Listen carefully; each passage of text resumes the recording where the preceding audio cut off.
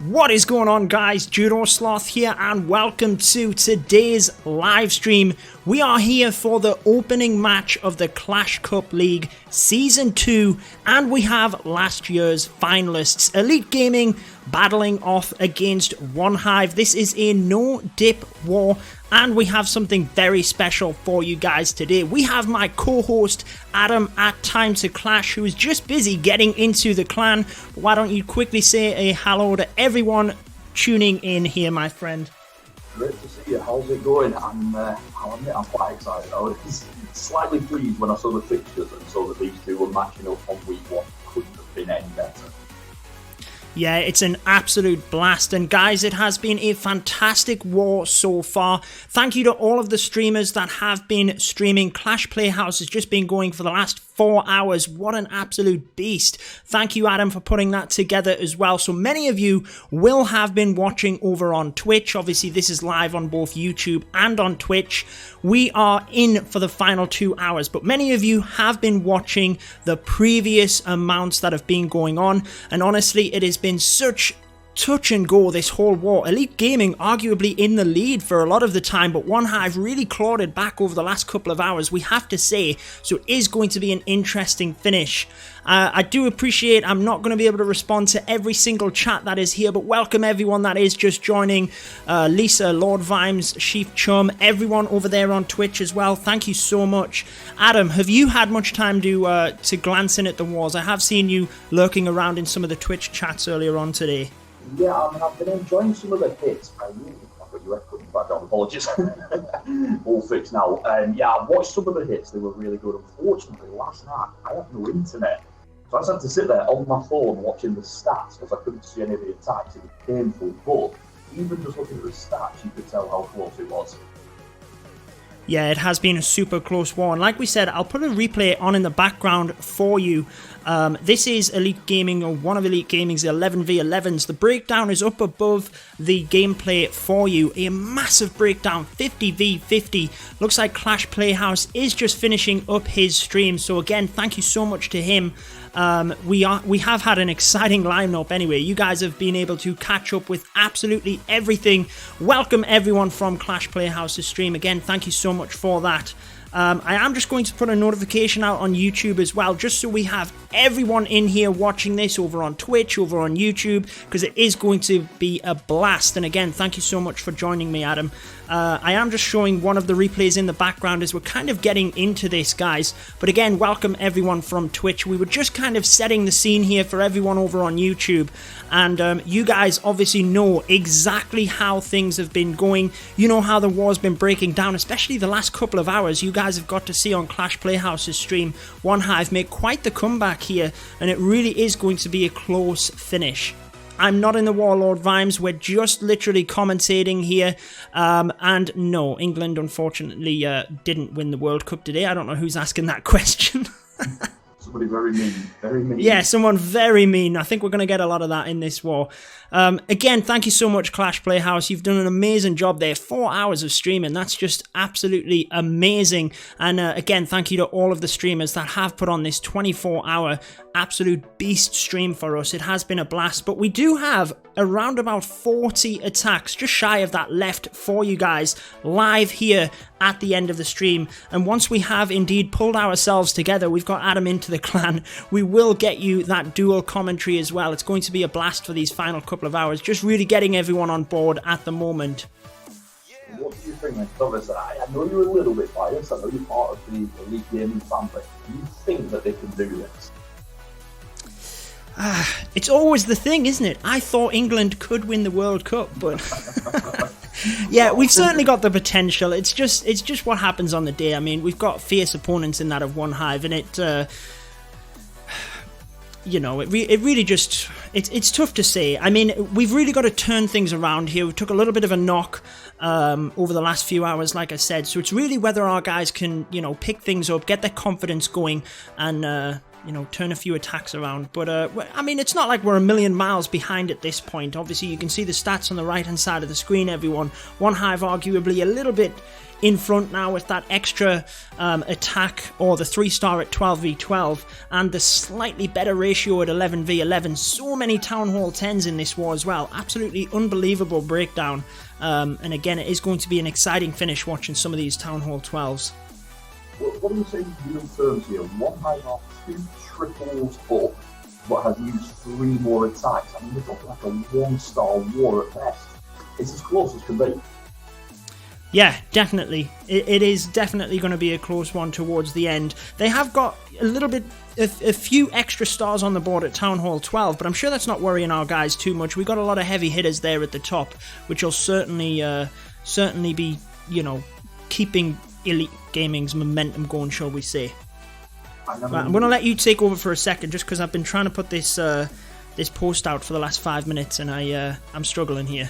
Not a problem. I mean, Elite Gaming as well, historically very strong for the top of the 11 game, and obviously now going into the 12 game, they've always done the biggest breakdowns that they could in every season of CWL and everything else they've been involved with. I mean, OneHive having a 1-star advantage up top, that's not necessarily going to be enough here. I think that the big hitters in Elite Gaming will be happy with where things are, and I've said they're in for a very exciting 2 hours. I also do know what it's like. You start a stream with every good intention of getting that tweet time, and it's a killer because there's so much going on. You can't even type sort of 10 words together. It's difficult, challenge. Exactly. And I think you hit the nail on the head there. Elite Gaming certainly... I think I forgot to update the scoreboard here as well. It didn't really do anything. There was a Town Hall 12v12 hit right before the stream started as well, guys. Didn't quite pay off for OneHive. But I think you hit the nail on the head there with what you were saying. Elite Gaming does tend to fit into this no-dip style format a lot better. We've done very well in the previous Clash Cups. Obviously getting to the final last time against OneHive, but before it was a league in itself, doing very well on them tournament style breakdowns as well. Told that I might be a little bit quiet. Yeah, slightly quiet. I'll turn that up for you then. Let's see if I can fix that for you. Most people seem happy with it, but either way. Right, well, I've turned it up slightly. We'll see what people say. I hadn't caught that on the chat. I'm still trying to get this tweet out. It's so difficult. I mean, just a quick catch-up for anybody that's watching as well. We had an early kick-off with King Jeffrey and Warwill. Warwill's were superb. They really set a high bar as to what they can achieve. They got the big win. We also have 2 other wars going on at this moment in time as well. We've got Emphatic Fury versus Grumpy Old Men, which is roughly speaking about a 1 or 2-star war as well. Plenty of attacks left. That one is really close. And we've got the CWL Invite Champions, DLZ, and they've won, basically. There's still quite a bit of time left, but they have absolutely crushed it. A big performance by them. It's really strange because I've watched them in a couple of midweek wars and, been a little bit more casual, not quite as on top of the game. And then their first sort of serious competitive war since the CWL final, and boom, they came out firing. They've also picked up a win, even though that war is still ongoing. It's a done deal. DLZ will be picking up a win. Yeah, and like you said, DLZ have been just ever so impressive, haven't they? They've just really, I mean, I said as well, I was a part of the playoff show on the CWL channel. I said even at the start of the season, they were absolutely incredible. They just kind of fell on the wrong side of the coin, if you will. But since then, they really have just picked things up, and they've really been, on top form as it is. And they've took this Town Hall 12 thing just right in their strides, really. I remember I did some power rankings around the middle of the season. It was the most difficult power rankings I've ever done for DLZ particularly, because at that point they were sort of 1 and 5, but they were losing by sort of percentage or 1 star. And it's like, well, what do? Do you think, well, they can't get the win and therefore they should be relatively low down the rankings? Or do you say, they are so desperately close, clearly better than the results are showing, so they should be higher? It was a tough one to do, and I put them quite high. And I don't feel too bad about that now. I feel they repaid my They redeemed themselves, yeah, absolutely. Definitely. Yeah, so guys, we will have all of the live attacks, obviously. Just trying to put some replays in the background for you. Not really commentating them over them too much because they are replays. But rest assured, we have close to 40 live attacks left. So you are going to get a lot coming in. A couple of people are saying your mic's echoing, but I'm not sure whether that's... It is a little bit fuzzy, but I think that's, you guys just got to live with it, I guess. We're pulling in you know, we're pulling in audio through Discord, so maybe it's just messing up a little bit with that. I'm really not too sure. Have you got War Match up? You remember that? No, I tell you what, I figured out what was happening. Last time we did this, for anyone that doesn't know, last time we did the dual stream, Adam's audio wasn't pulling in when we were bringing up the league stats, but basically what was happening is I didn't have the microphone correctly set up on that page, but because I have to change scenes within the application that I was in, so yeah, I didn't have your microphone set up was what was happening. That would make sense. Raise Discord volume. I'll raise it on here. There we are. I've raised your voice a little bit more, so hopefully that helps things out a little bit. Wow, the Avenger, one of the co-leaders here at Red Elite, get some donation hype. Starting off the stream here, 700 Indian rupees donated into my channel. So get some donation hype in there for Avenger. Wow, you are an absolute beast, my friend. I don't know what else to say. Thank you so much. There you go. 700 it's never Indian easy to rupees. Know what to say, is it? Never ever. No, it is. Wow. To be honest with you, I'm trying to quickly do the calculation in my head. For any of you guys that didn't know, I had a giveaway to celebrate Town Hall 12, and I tried to do a lot of different international gift cards, and the Avenger helped me to set up giving away an Indian gift card, and I think that was right. So I think that's around about $10, which was just donated, or around about $15. I'm going to put that down as. I think you guys can correct me, but I'm going to pop that down. Fantastic stuff. Fortunately, we don't have any live attacks, because that would have really messed me up. When you saw the 8 clans involved in class, okay, we do have a live. Are you in the war yet? No. No, I'm not. No. Okay. We need to get this figured out. I'm going to try and join the game instead. Yeah, I was gonna say just trying to late gaming. Anyway, I'll kind of take over this one. So we have DJ, who you guys know is an animal with this lava loon style attack, but he's basically trying to adjust to Town Hall 11 here. Coming in from the north of the base, he gets a single target Inferno down relatively quickly, but because of that wall wrecker, he's going to be able to press right the way forward, and obviously the Queen and the CC is the target here, which is going down relatively easily. Just unfortunately misses out on that bomb tower on the right hand side, which would have been very helpful for that back end deployment, but he's actually going to hit that head on since he's taken out the Giga Tesla over on the left hand side, but he still does have a wizard tower which he's going to finish up on here. So lots of balloons coming around the side. Queen pops the ability now, so she's actually going to continue getting defenses down. This is looking really good for DJ in my opinion, especially since he still has that heal spell. Going to hopefully use that towards one of the wizard towers. Unfortunately, the Queen goes down to that single Inferno. Had the balloons have been that little bit quicker, could have potentially saved the balloons, the Queen there, but there is so many of them left, and with a heal spell for this back end wizard tower and a minute and a half left, this is looking super impressive for DJ. Even brings in a back end balloon to tank for the wizard tower as well. Amazing stuff. And I can't see any way that this isn't going to be a 3-star at this point. Wow, that was an absolute annihilation. If you guys want a good demonstration of Town Hall 12 at its finest, there we go by DJ. Get some 3-star hype in the chat. Updating that for you guys. First attack at Town Hall 12, bringing in the first 3-star. So many balloons left over. That was insane. And guys, I always give him a shout out. DJ does have a channel as well. If you guys haven't checked it out, DJ Clan Smasher over there on YouTube. Pop that in the search engine. It'll come right out.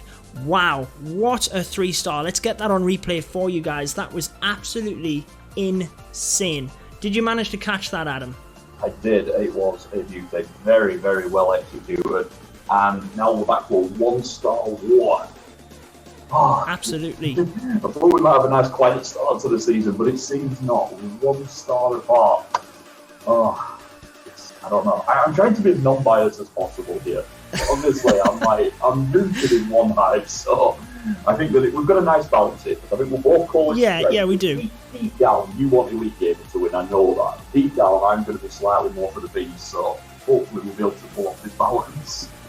Yeah, even more the reason to pull us together and do a dual stream as well. It just came together so nicely, didn't it? But I've got that replay in the background for you. Thank you for all of the positivity around that attack as well. Absolutely amazing. That kill squad is what done it for him, really. Just so much value out of that kill squad.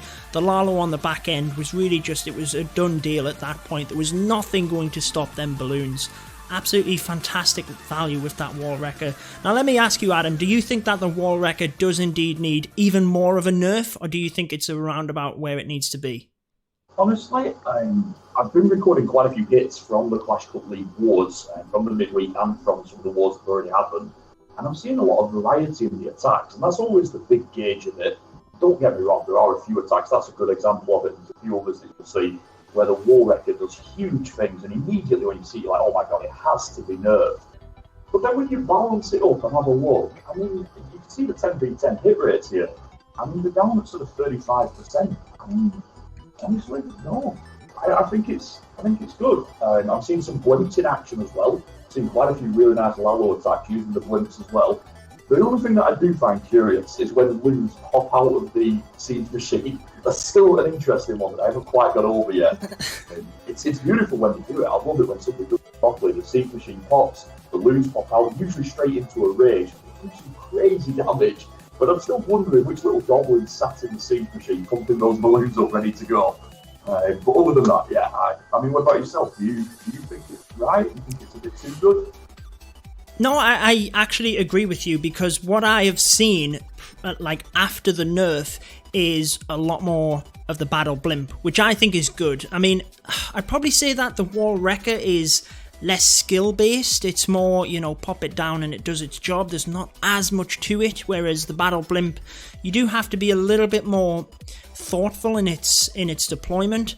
But I've definitely seen it coming in a lot more following the nerf to the Wall Wrecker, and that's, like you said, variety is always what they're aiming for, and I don't think the hit rates are, you know, it's not too easy, but when you do see a skilled attacker like we just seen, you know, you can really see some impressive attacks. But I think they'll obviously continue to monitor it.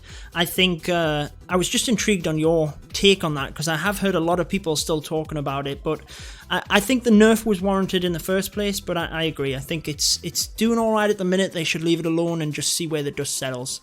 And guys, I'm not ignoring you guys, it's just obviously when we're doing a dual stream and there's obviously a lot of live attacks and things, it is very difficult. You know, we've got nigh on 200 people watching as well on both YouTube and Twitch, so it's really difficult to keep up with absolutely every single comment. I'm certainly not ignoring people, so let's just get that straight. So come on, I'm gonna ping you for some predictions here.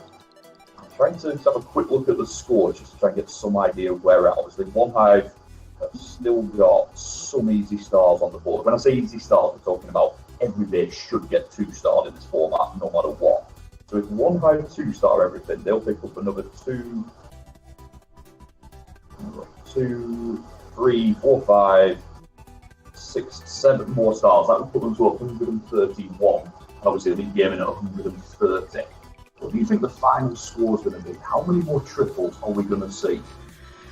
Oh, wow, that's a heck of a question, isn't it? Like you said, they have to secure the 2 stars first, and it's always a difficult thing for these guys to get out. You know, it's so difficult to focus on the 3-star and always have that 2-star mentality, like I've got to secure the 2-star in the back of your mind. It just doesn't always work like that. That's what these bases are set up to do. I'd say we're at least going to see another couple of triples either side, at least. I mean, there's going to be plenty of attempts. You're asking me scores. I'm just going down the board myself, trying to calculate the amount of attacks left. Elite Gaming still do have a 10 that they need to get a 2nd star on. An 11, 2 11s in fact, and then they have the 3 12s. That's only 5 attacks before they can go purely for the triples. And what did you say? OneHive have a similar situation? 2 10s. Yeah, 2 10s, and 2 11s, and a 12. Yeah, so kind of 5 attacks each that they're going to have to go for the doubles. I don't know. I think it would probably be looking in the region of 137, 138. I think we'll get quite a few more triples. That would be sort of 6 or 7, maybe even 8 more triples. I kind of agree with you. I think it's going to be around there. I think we're going to see quite a bit going yet. Yeah, I would think so. Very nice stuff. And who's going to edge it then? Come on. Oh, I mean, I'm going to go with Elite Gaming. Confidence has to be there, doesn't it? when are you putting your account into Elite Gaming? I know it must have been discussed. I haven't got the time at the moment to put the amount of... I don't feel I would do these guys justice if I was to try and make a push for it, because... Like, you know, I mean, you obviously were streaming, you get into the leagues a little bit more as well, and that's something I want to try and do, is get into the streaming aspect of it in terms of practicing and doing my own attacks, but I don't think I could put the time in that would warrant going into it, so unless I feel I could do that, then I wouldn't, if that makes sense. No, absolutely. What we've got here, we've got Hell's Bells looking for a second 12v12. With the Witches and Balls, I thought it was a Queen War, but it's not. It's just a one healer there to send down the side. No Queen War. What do you think about this? I mean, as an instant reaction, I tend to find that the strategy that's working the most is the one where you're Queen walking into the siege weapon. This time not going for that. How do you feel? Well, he's got just a couple of healers, hasn't he, just at the bottom there, or maybe it just looks like the one, actually, out the way of that air defense, where he's trying to take out a couple of extra things. I'm aware that we've got a couple of other lives, so maybe as we go through, we'll either dip out or see what's happening. But he has just created the funnel with the bowlers and the witches coming through, but like you said, I'm not sure whether there's going to be enough here in order to get right the way through that base. No, it's a very tough one, and obviously that siege weapon goes straight into that single target Inferno. Was that a misclick? It feels like it might not have meant to have gone there. It's a bit difficult to say, but I mean, either way, like you said, there's just far too much base left here. Maybe a misclick with the siege weapon, not sure about that, but something went very wrong with this. I mean, the fortunate thing is it looks like we might just about get the 2-star, but even then, it's looking close. And it's certainly not the percentage we would want. Oh, so we missed the 2-star by a touch there.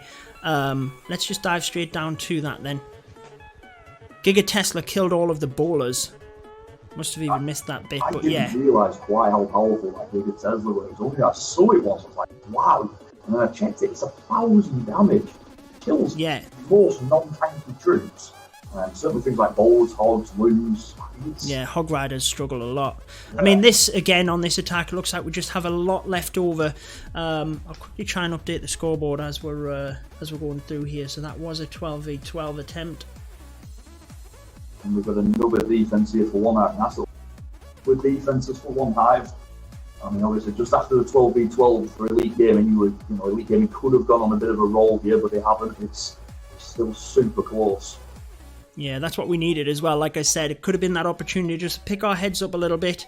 We do have Skip coming in as well for a 10v10 once it wants to load. That one looking a bit more promising though. Yeah, just a little bit. Okay, there we go. For Elite Gaming, get some 3-star hype in the chat. So we had plenty of defense for OneHive, but now we have the 3 for Elite Gaming. Brilliant stuff. 3 attacks right off the bat there. I feel a couple of people clearly didn't want to be on stream. 3 attacks, we watched 2 of them. The defenses missed the triple, it's always the way. So there you go then, 124 versus 124 with 1 hour and 40 minutes remaining. Brilliant stuff. The Woo Train going over there on YouTube, fantastic. Oh wow, that really does even it up now, because we've got 1 attack in favour of OneHive, but an equal number of triples now. They really are as close as it can be. Yeah, so I think what we'll maybe do is I'll reintroduce the war for anyone that is just joining, but also it means on YouTube I can clip the live stream, so it's not quite as long for people, and they get to see things coming in here, level pegging. So this is Elite Gaming versus OneHive.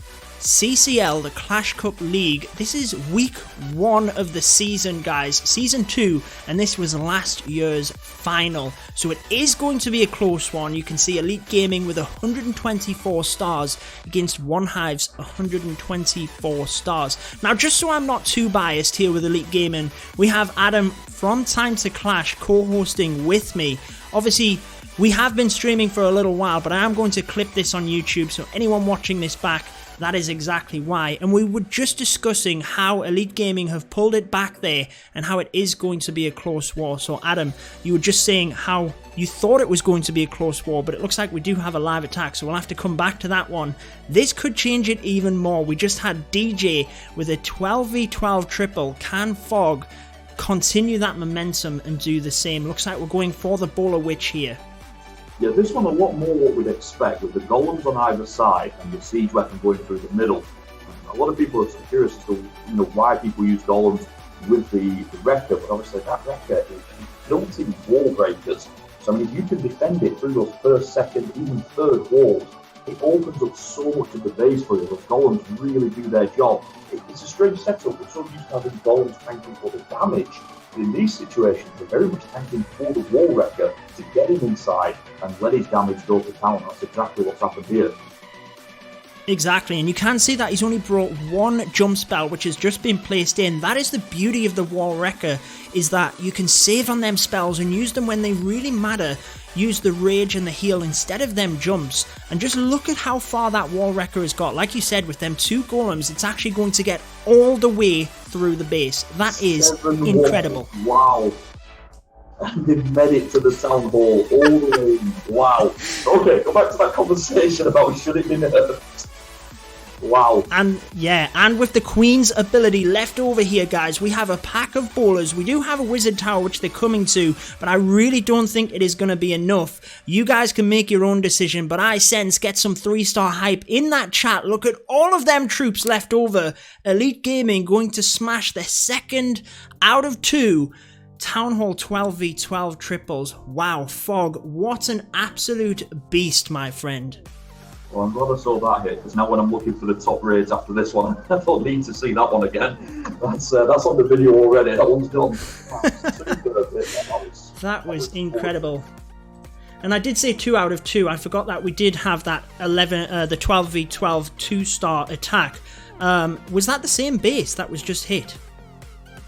Yes, it was. That was the base that was just hit prior to this, where we missed out, and they basically flipped it around and came with the Bowler Witch from the opposite side of the base. What we're saying is Hell's Bells super scout, absolutely what we need to get this triple. Hell's Bells take about. Everybody thought that it was a big mistake, but no, they had a plan, they had vision, obviously. But yeah, Gaming are ahead. 1-star up now, or 1-star in real, 1 triple. That's the best way to word it. 1 triple ahead. Yes, I mean, wow, we were just saying when we started this stream how OneHive had really just picked things up a little bit. They'd caught up, and his sense maybe even took the league in terms of stats as well, although it was very close. But with them 2 12 triples, you've got to say that things are starting to sway back into Elite Gaming's hands. Obviously, OneHive with more attacks, and we know they've got the capability in order to pull this back. So we've just got to see what the rest of it comes out as, but we've got that replay on in the background as well.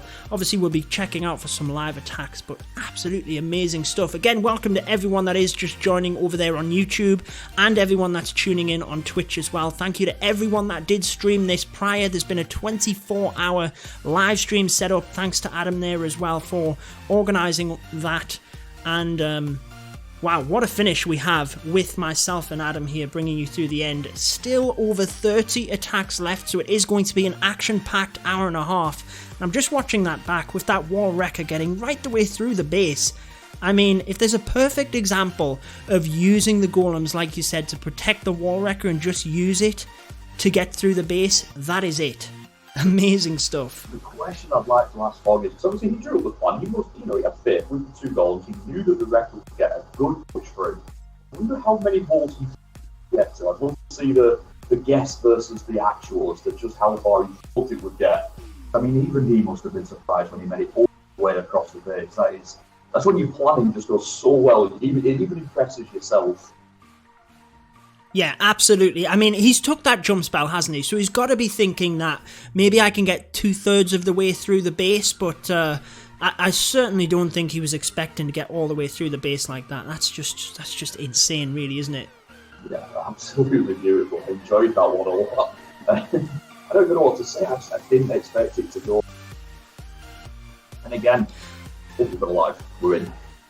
Well, we're in. I was just going to say, maybe I'll give you a shout out on what replays I'm pulling up so we can kind of commentate them a little bit. But we do have another 10v10 attempt by Elite Gaming. Obviously, we have the breakdown just up above the gameplay itself.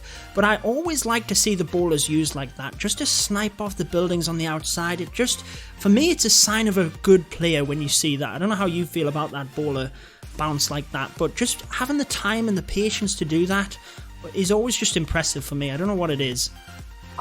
That word you said there, patience, that's the one for me. I love watching people are so in control of the attack. When I attack, I throw my troops out as fast as possible.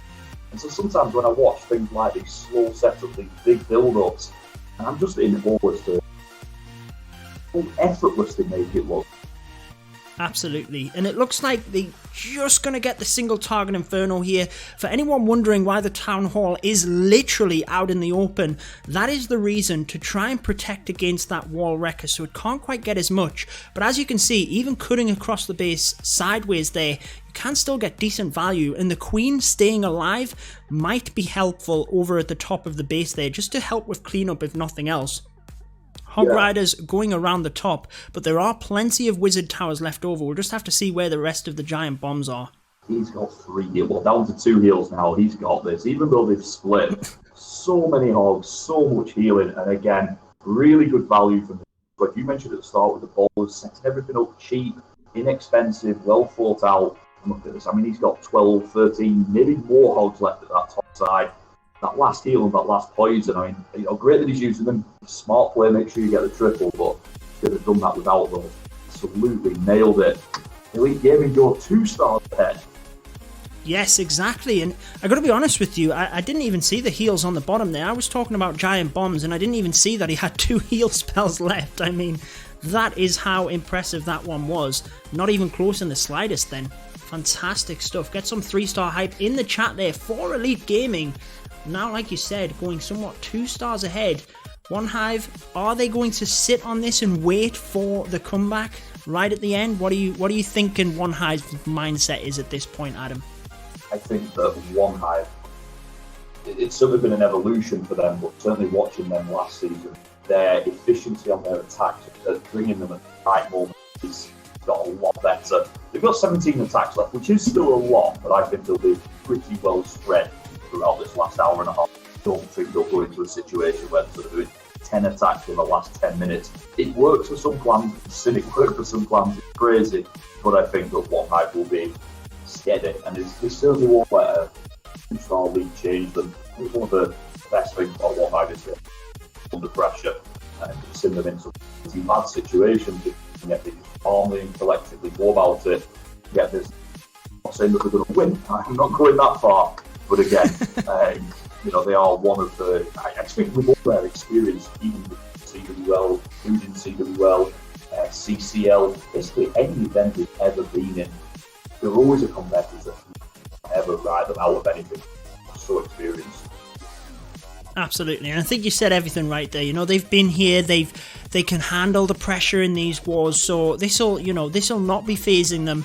And I really like how these no-dip style wars do tend to lead up to the end like this, how it's not literally just watching the dip attacks and then the, what we were used to of last season anyway, the dip attacks and the 11s trying to finish it off. You really do still have that variety across, in this case, Town Hall 10, 11 and 12. And them Town Hall 10 3-stars that we're seeing coming in really do make the difference, irrespective. It doesn't just become about one Town Hall level, making the difference. It really can happen right across the board. No, absolutely. We saw some of that last season in CWL particularly, where you had a couple that really struggled at 9 and were so strong at 11 that they still got wins, and vice versa. So where you had 9 and 10, where 11s just couldn't quite finish it off. Whereas in this, it's an effort. Even relative 9s are much smaller off the play with it. You're in big trouble early on. And I like that team effort. I like that every part of the plan has firing on offense and on defense to get the wins. Absolutely, and a lot of people in the chat there, just to try and, whilst we do have this little moment where we don't have the live attacks, a little bit of a conversation on YouTube going on about the Town Hall 9s and how many there are in the war. There were a couple in this war, 9 I believe, and I know Invite intends to cut them straight out of the CWL. What are your thoughts of Town Hall 9s? What do you see for the future of them moving forward? I think in the very end, the invites, the premiers, the CCL, I think as the season goes on, we'll still see a couple of them put in life, but I think that it will, it is going to be a much smaller involvement for the 9s. And obviously with playing games, with 2 fellas putting in with the events, it is a lot easier to make it difficult than what maybe a year ago, the new features. I don't know, I think it's quite, not as easy, because it does take time to, but it's certainly easier than it's ever been. And therefore, why not? Let's push some 10s, let's have 11s, 12s. Let's go as big as we can. Yeah, absolutely, I agree. And again, just talking about the bowler bounce that we've seen from the last one, you can see spread out right across the map on this one. 3 separate bowlers getting fantastic value. The one on the left-hand side obviously needed the 2 balloons to take out that mortar, and that's massive in terms of pathing for these Hog Riders as well. Now we see that Wall Wrecker coming in to make the push. We do have the Golem tanking initially. Very good value there. There's a lot of point defense that Golem was able to absorb whilst the Wall Wrecker started coming in. And then the Queen is now getting deployed just so she doesn't walk around the base, but perhaps she could have been deployed that little bit earlier to protect the Wall Wrecker that little bit more. I'm not too sure on that one. Let's just see how much value they get from this though. What do you think of that rage? Because my immediate thought was that rage is a little bit too deep. The Valks are not going to push through there. You could have placed it a little bit further out, would have been able to get a bit more bowlers, and even Queen getting in that rage as well. Is that a mistake that's going to haunt him for the rest of the raid?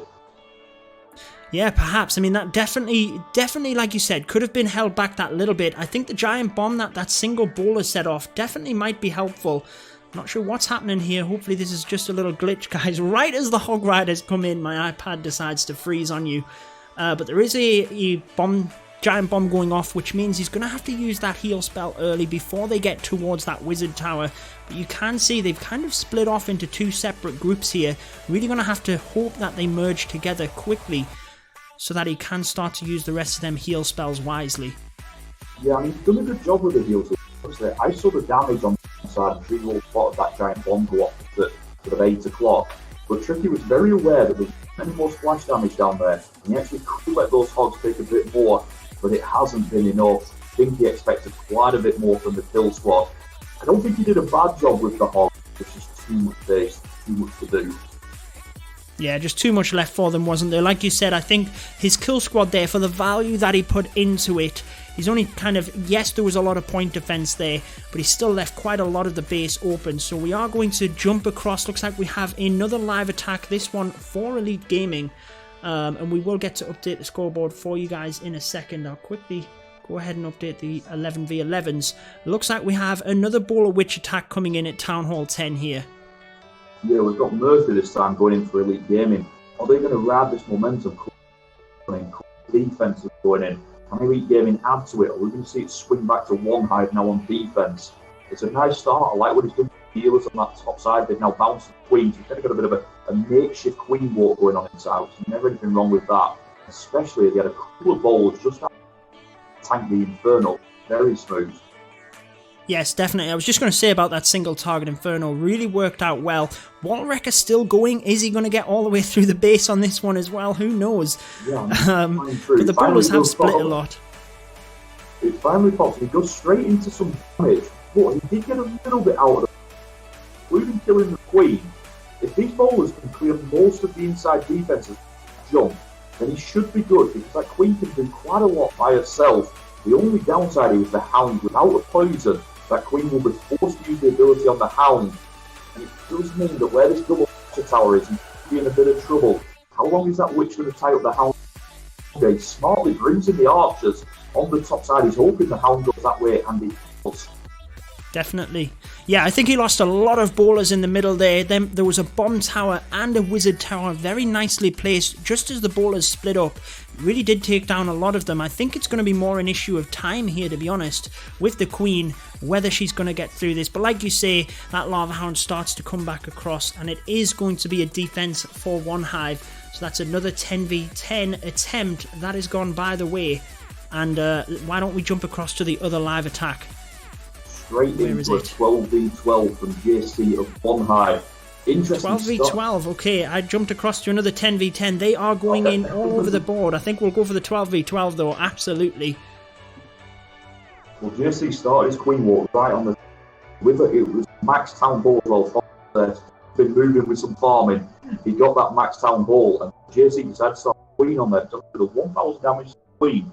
That's not too bad. It ruins hogs. On a queen walk, not too bad. So again, good recognition there and a strong start.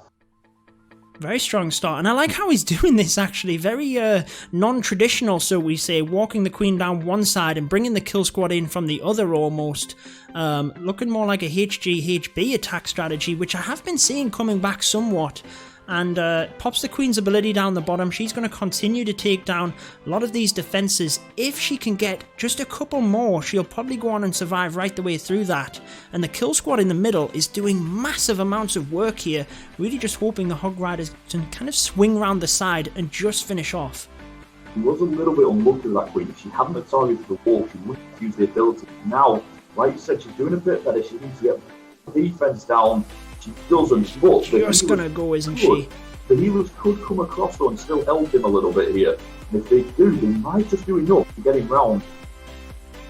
It is. I think he's got plenty of Hog Riders left over to get this. Or I thought he did until I saw that bomb tower, which did a lot of work. And unfortunately, I think that is going to finish them Hog Riders off. Just not going to be enough to get it done.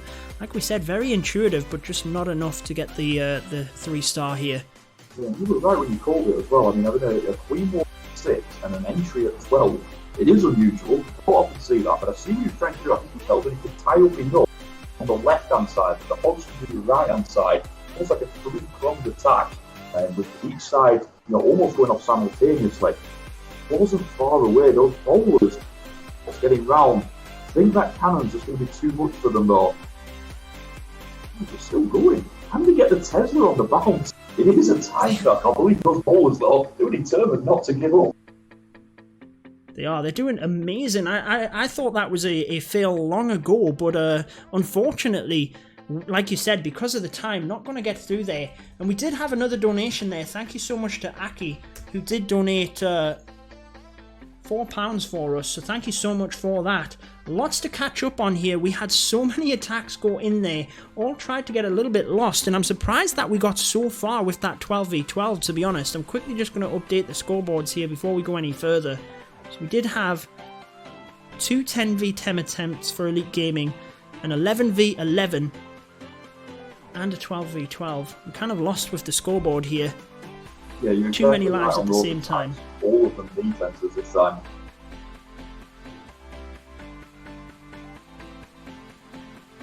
So what does that leave us with? 15 attacks for OneHive, 12 for Elite Gaming. So OneHive slightly more attacks for Elite Gaming currently.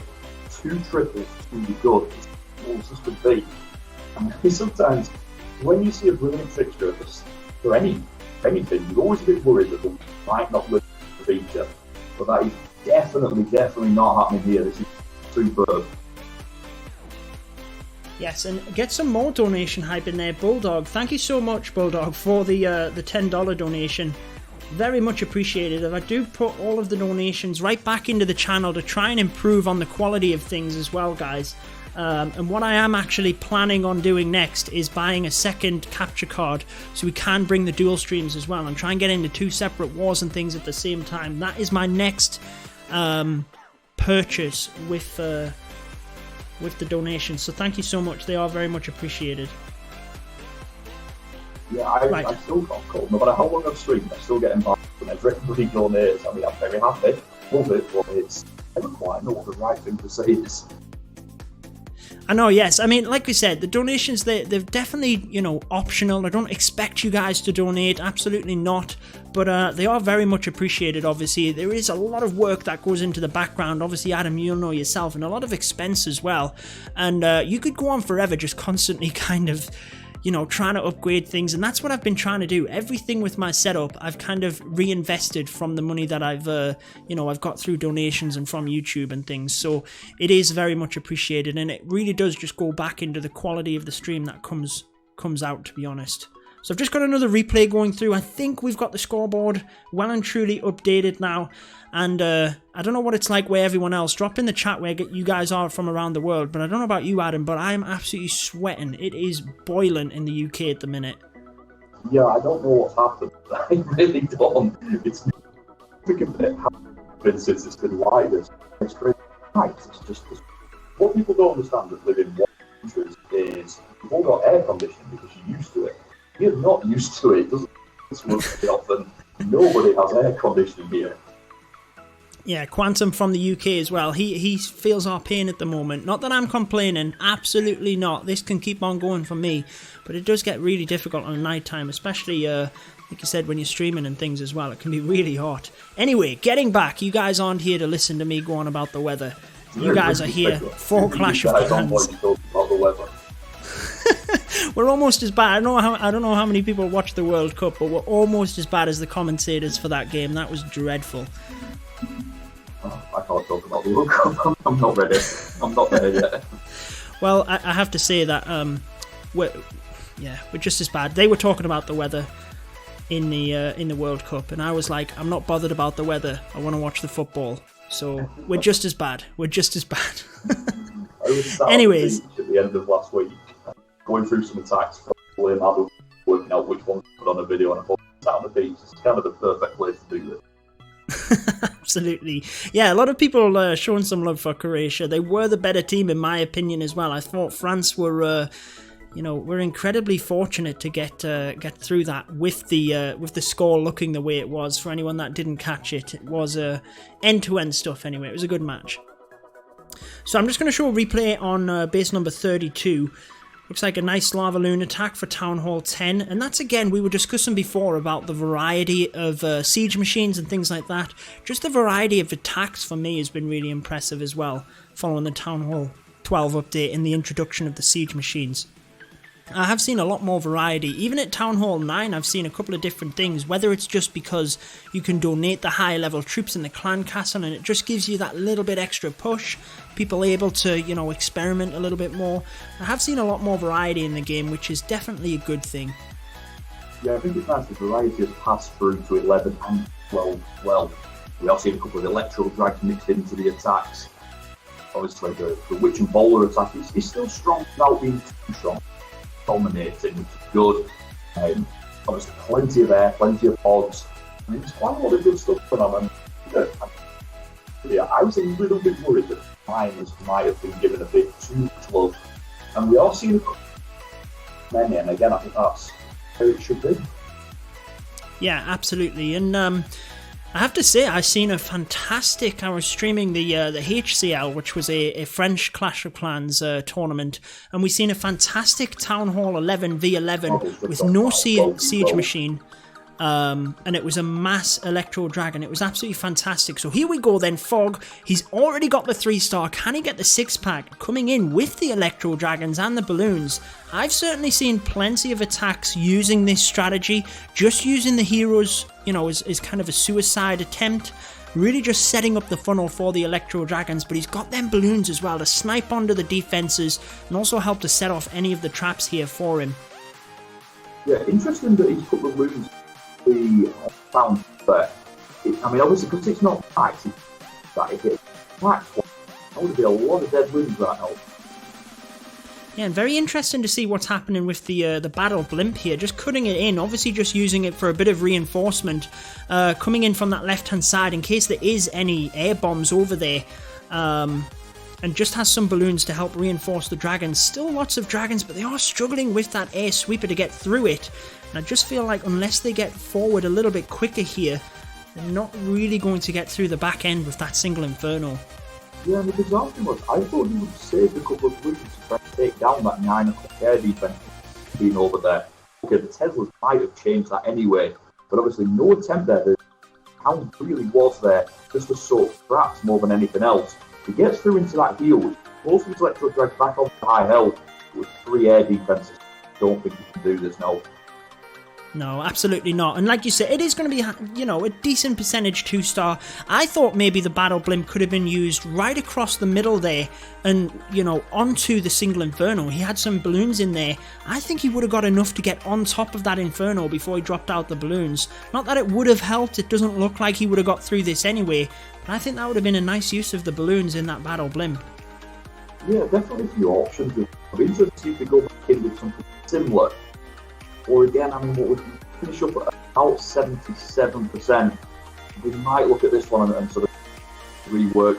I don't know, it's interesting. We've still not seen everything for the Electro Dragons. We've seen them on the attack. We are still seeing people try different things. We've seen too much of it. Absolutely. Let's kind of watch that one again. Judging on how Elite Gaming altered the previous Town Hall 12 plan, maybe they'll just come in with the same attack from the opposite end of the base and get the job done.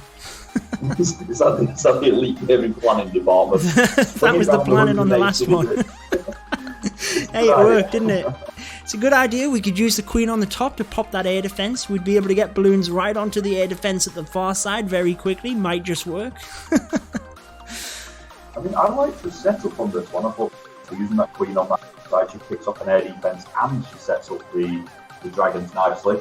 I also think, you know, he knew that the Town Hall wasn't matched, so he could take that down pretty quickly and not deal with it later on. So I see a lot of the logic here.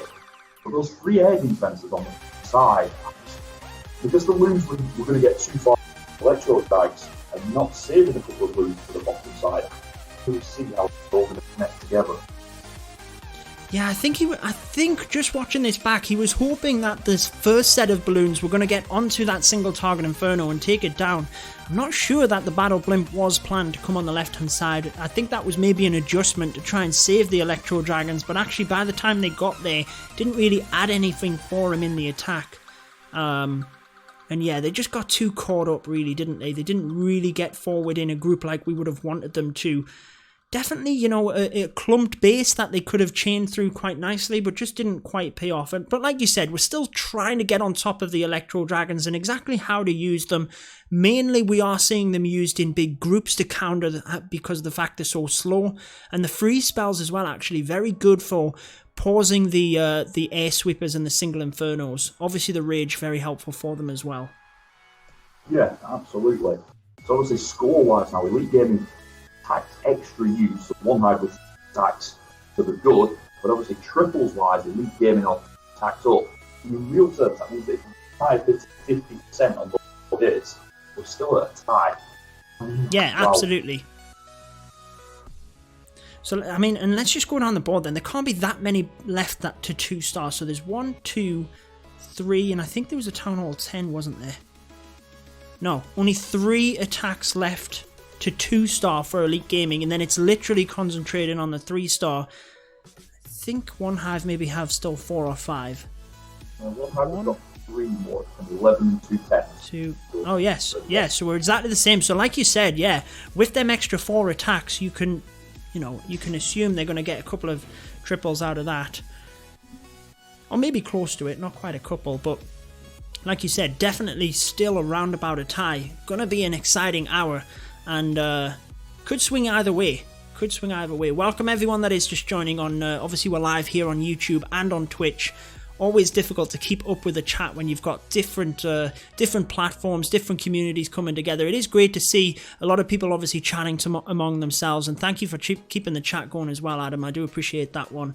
But yeah, gonna be difficult. Maybe just pop in the chat there. What do you guys think in terms of who's going to take this one? Do you think Elite Gaming can continue this momentum we've started to bring? Or are OneHive going to flip things back in their favour and get that win? I'll put in my own prediction in the chat. We'll talk to other people and we'll see how it plays out.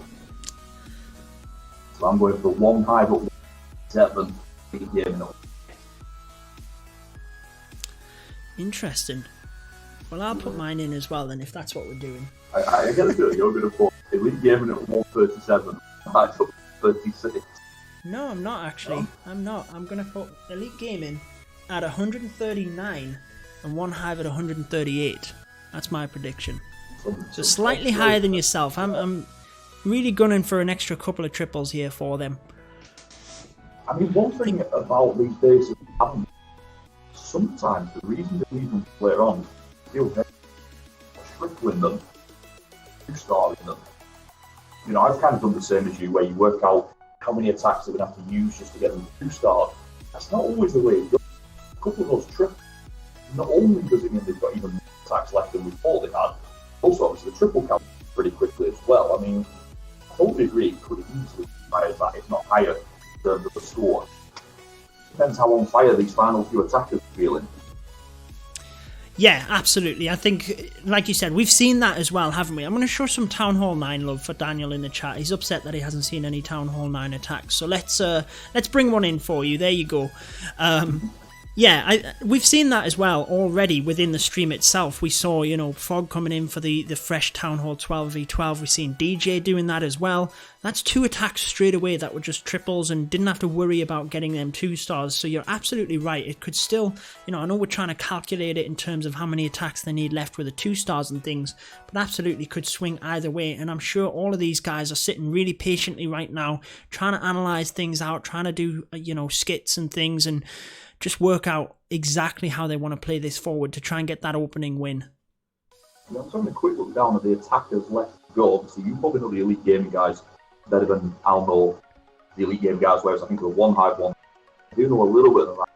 Sebastian gets left at 12. He's been doing big stuff recently. Watched a couple of his walkthroughs, doing some really nice hits. A couple of other decent players. Lord Byron's got a couple of hits left, which surprised me a little bit. Because he tends to like to attack earlier. I looked on the flip side as well.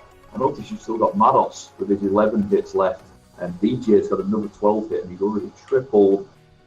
Big hits aside, still to go. Absolutely. Let's get some more donation hype in there for the Spirit of Anime. Thank you so much for the $3 there. Thank you so much for that one. But yeah, we still do have some heavy hitters with Elite Gaming as well, and I always find it difficult to say that because all of these guys are, you know, top of their game and capable of doing it. But like you say, you do get the guys that tend to be the 3-star kind of squad, don't you? You have the, you know, you kind of split the clan in different ways to match whatever's best for your team.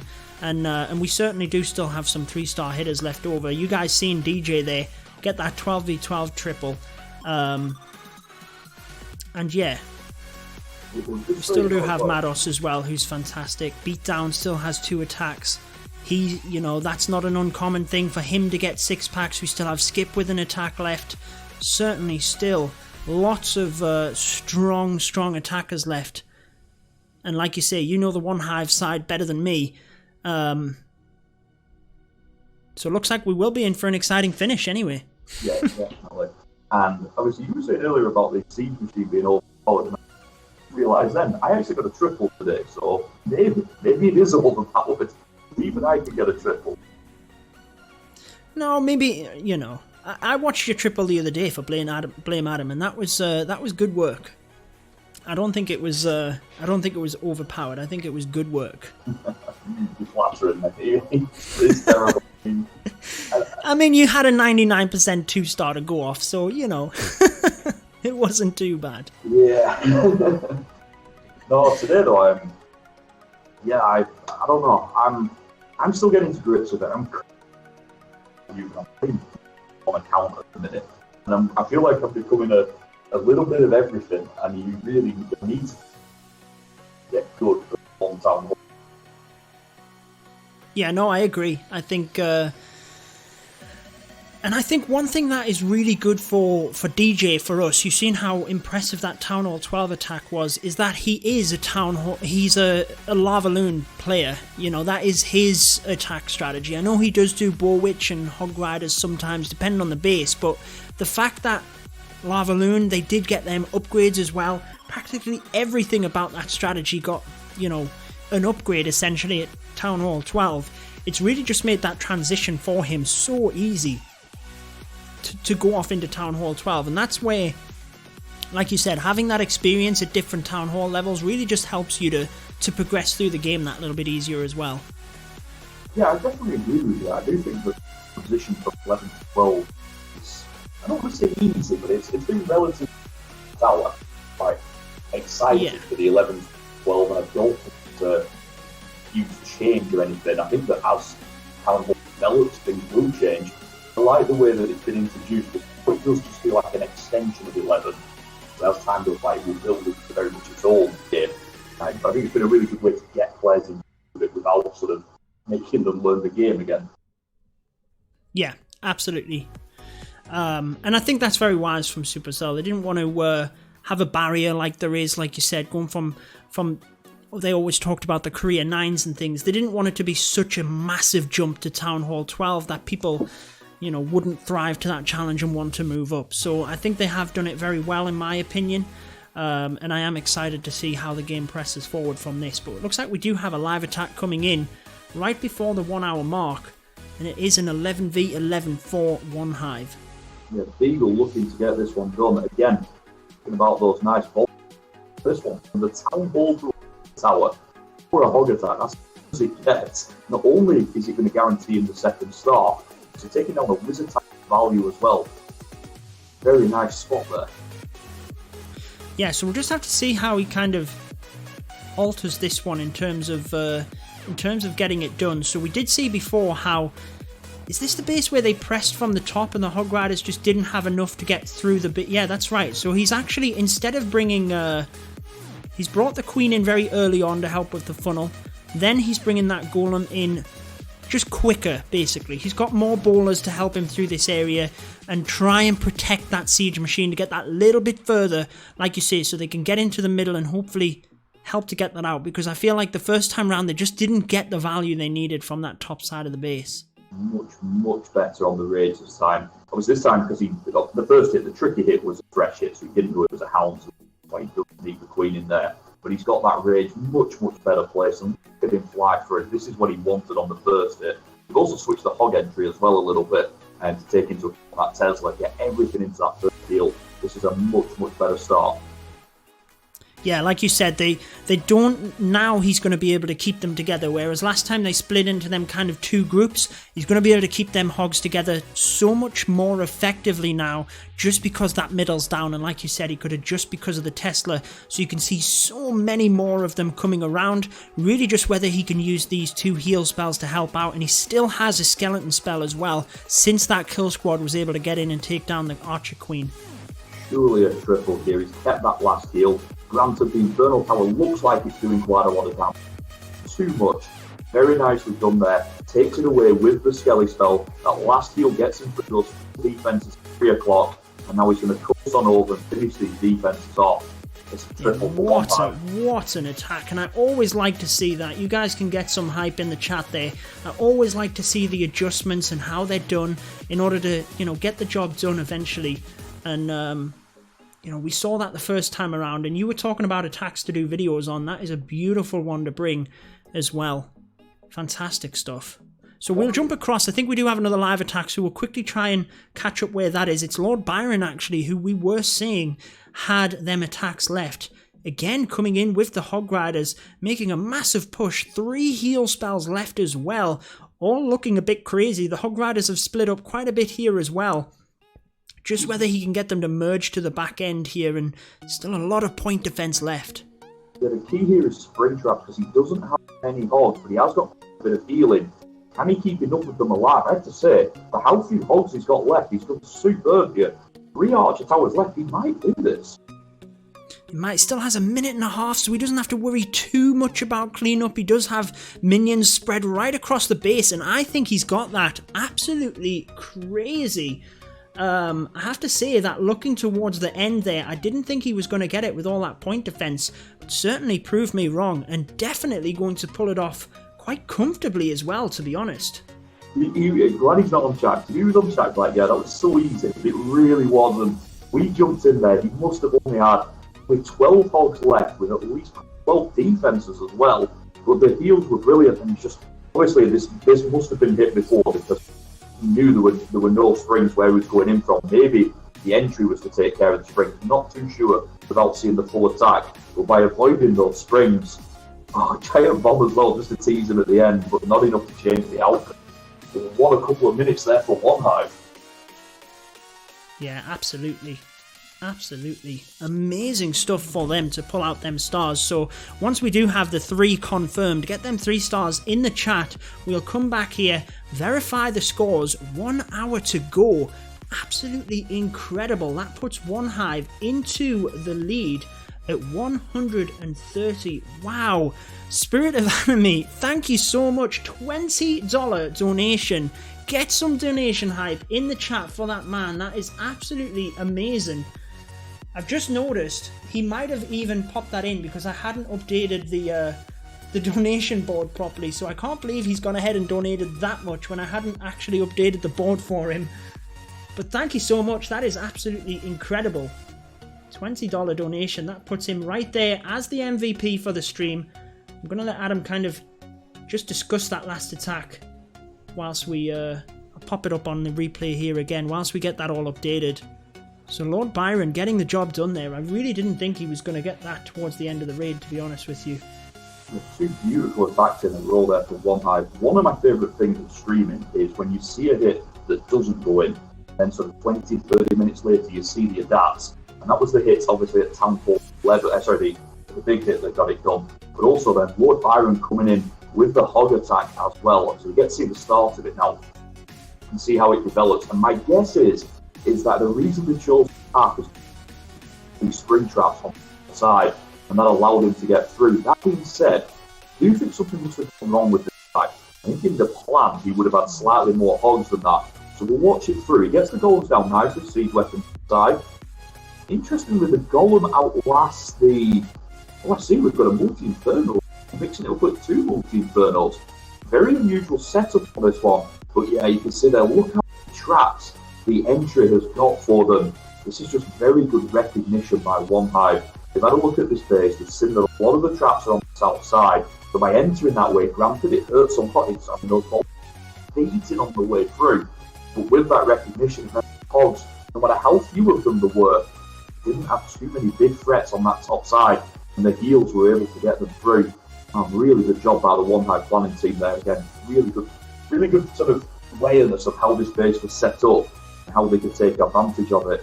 And like Judo was saying, we're now level triple, slight star advantage to OneHive, slight attack advantage to OneHive, but we're in the tiniest of margins, and we're inside that last hour. We're actually closer now than we were when we first started the war. I can't believe that this war is getting closer, but it is. Absolutely, and we need to get some more donation hype in there. Maybe he's just going to crash the rest of the stream with donations, but I do appreciate it. Thank you so much.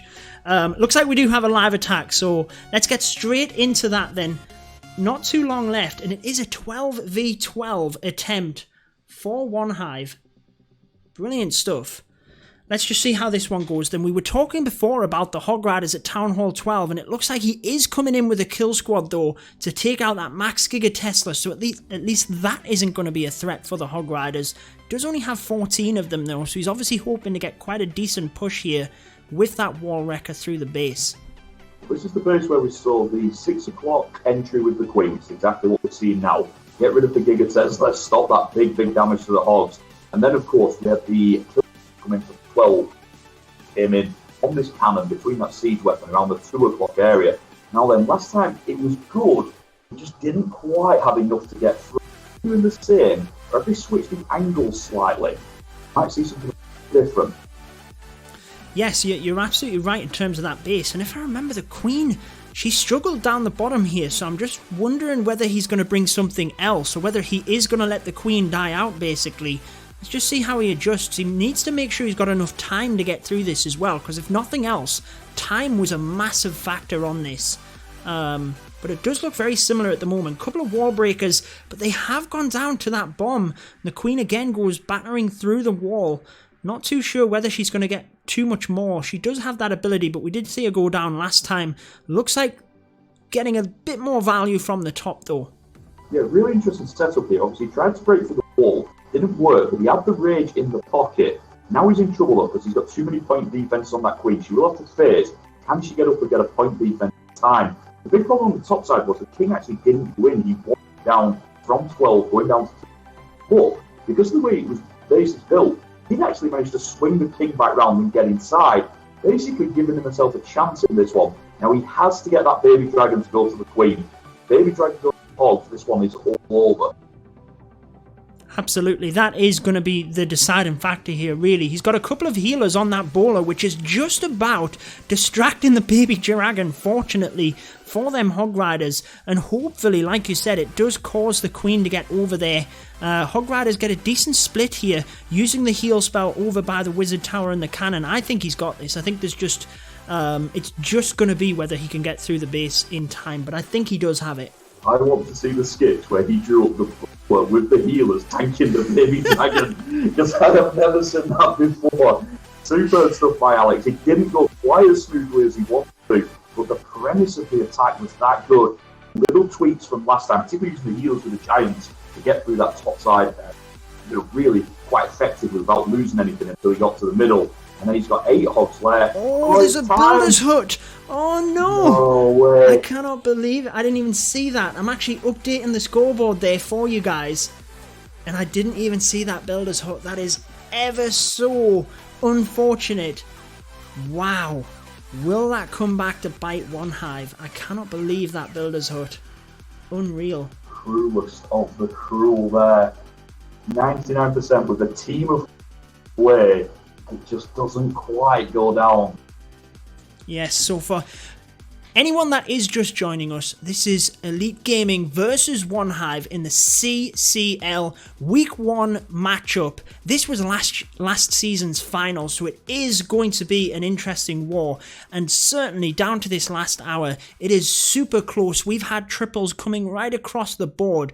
We're here with my co-host Adam at Time2Clash, and we're into another live attack here with Beatdown. So close with that 12v12 triple, 99%. Triple attempt, should we say, a builder's hut at the end. But it looks like for this one we're pressing forward with that kill squad to hopefully take down a significant portion at the start here, trying to get some air defense and basically use the lava loon on the back end of the base.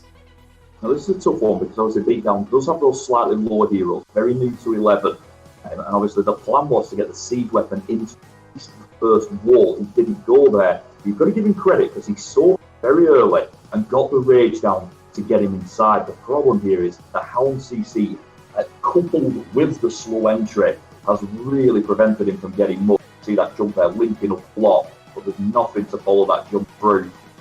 Feel that this is going to be a scout now rather than anything else. Yeah, you guys can get that in the chat because I think, like you said, it's just not really going to happen from this point. Really just wanted so much more from the kill squad there. Surely wanted to get forward towards that Eagle Artillery, and with the air defense being right across the other side of the base, I'm impressed with the amount of spells splattered across the base right now, but really just didn't come out. Maybe one of the guys, like you said, with higher heroes can adjust this and get the job done based on what they see, how confident they were with the plan, if they do get the things they wanted to get. We'll just have to see whether they do indeed come back at this one. But that is going to be a defense for OneHive. That means that Elite Gaming are 4 for 16 at Town Hall, 11 attempts with only 10 attacks left. So coming back to the board to show you guys exactly how it sits now. OneHive in the lead in terms of stars, 130 to 129, but certainly not that way in terms of stats. This could still flip anybody's way, guys. There are still bases that need to be 2-starred as well. So after that little flurry of events, how are you feeling for OneHive now? Obviously, we were talking before how Elite Gaming was starting to get that little bit of an advantage. After them few attacks, Adam, how are you feeling for OneHive? That 99% is the key. Is that sort of is it a morale buster where you're like, not going our way here? Or is it one of those that's like, that's as bad luck out of the way, we've now got 51 minutes, no more bad luck, let's get the triple. Yeah, absolutely, and they decided to go right back at that base. Obviously, we seen the first attack where they were, quite a margin away from it. They decided to go right back at it and adjusted the plan brilliantly Will they decide to just go right back at it again with another player and try and get that one down? It'd be interesting to see whether they can just make them adjustments, but whether they can replicate the fact that the bowler drew the baby dragon out the way. Definitely they're going to have to take that one back to the drawing board, but we do have a live attack coming in for you guys. Yeah, we've got Hell's Bells now of Elite Gaming going in on JC of OneHive. Going back to that witch strategy again, it is a Town Hall 12, you can see relatively unbalanced, just getting going. Quite a lot of max troops, but obviously heroes quite a way off 60-60. But again, going against a slightly lower Town Hall 12, with many defenses graded. These are kind of attacks that I enjoy because it's new, it's fresh, we don't quite know what to expect. Exactly. So again, we do have a live attack in the background. If anyone is in the chat, maybe they can kind of keep us up to date on how that one's going. But again, we were talking earlier about the patience of attacks. Just letting them archers snipe off the building on the other side is, really helpful in terms of time, in terms of troop direction once they get to that area. It can really make the difference in some of these attacks. Looks like we have 2 live attacks in the background, and we do have that wall wrecker cutting right through the base, just on the right hand side. Interesting use of it though, considering the bowler witch is actually coming through the other side of the base. Yeah, really interesting, using it as a that top side, and then meet up with the full squad. The Giants have gone to Infernal, which is perfect. So just about got it down, yeah. Yeah, really good job there. Now the main thrust goes in. My worry immediately though is you can see that Town Hall has bypassed it. Did do some damage to trigger it, but none of the troops went there. And Town Hall has kind of sniped off some of the witches and the healers in the back, and I think that's taken too much out of this attack. Yes, absolutely, and I think it's going to mean that we're not even going to get the 2-star either, because the troops aren't going to be drawn back over there unless we get all of these defences down. And at the moment, like you said, I just can't see it happening. There was just too many troops sniped off. So I think what we're going to do is actually dive across to one of the other live attacks. We had plenty of them, 2 others for Elite Gaming actually, and we'll dive into this one by Skip, which is a 10v10 attempt using the Hog Riders. Looks like he's already made his push from the eastern side, taking out significant value by the looks of it, and Hog Riders just trying to swipe right the way down the left hand side. Still has 3 heal spells left, just using one of them there now, so we'll just have to see how it turns out towards the bottom side of the base here. And that obviously a huge defense for OneHive, because like you said, it isn't going to be a 2-star, and that base was only 1 star, and an attack has to go at that base to get that second very minimum. Obviously Skip here pushing around at 10, we're getting slightly ahead of Town Hall 10 now. We're going to add more to it. Yeah, well, we've used that heal spell. We've had to use it earlier than we thought, haven't we? Because of the skeleton spells, and I just think there's too much on the back end here, especially with that bomb, the giant bomb going off. Not going to be enough for them, so unfortunate. Again, it is not going to pay out for Elite Gaming on that one. Let's move down the board and try and see where that other live attack was. Looks like that one was indeed a 3-star attack for Elite Gaming, and that was at Town Hall 10 as well. So let's pop the replay on of that one, and I'll try and catch up on the scoreboard. So that was 3 attacks, all on the bounce by Elite Gaming. Did indeed get one of them at Town Hall 10. There was 2 attacks used in order to get that. We're back to a 1-star lead now for Elite Gaming. OneHive with attacks left. It's just nobody's taking a big lead here. It's staying as possible, and that you land them here. Really nice. I actually called a little bit of this one. I didn't know which one you were going to. You landed absolutely nailed this one. Really good stuff by him. Again, using that golem to lead into the siege weapon. So the siege weapon is taking damage at this point. Finally, something comes towards it. But that golem did its job absolutely perfectly and allowed the siege weapon to get right into the base, very deep already. And then obviously the queen can come through and pull up. Yeah, amazing stuff. Like you said, we've seen that so much, haven't we? Using that golem just to help the wall wrecker come through. And, wow, just got brilliant value from that. Even before the Hog Riders are deployed here, there's just so much of the base down already. Absolutely crazy. Yeah, people asking who the Clash Club champions, the current champions are. That is OneHive. This matchup is a replay of the final last year. It's the opening matchup this season.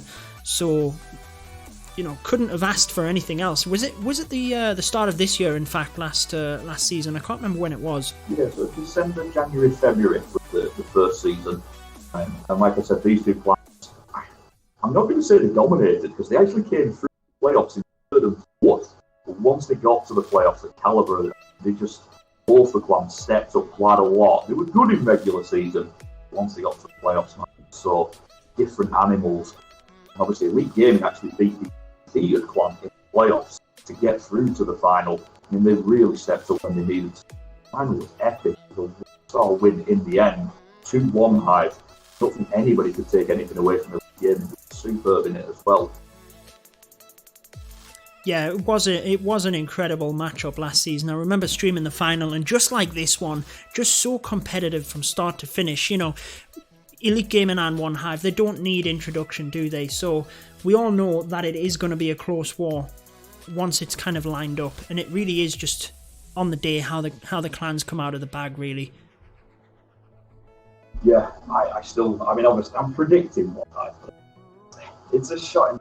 We're streaming now for 75 minutes, and the war is now pretty much restarted.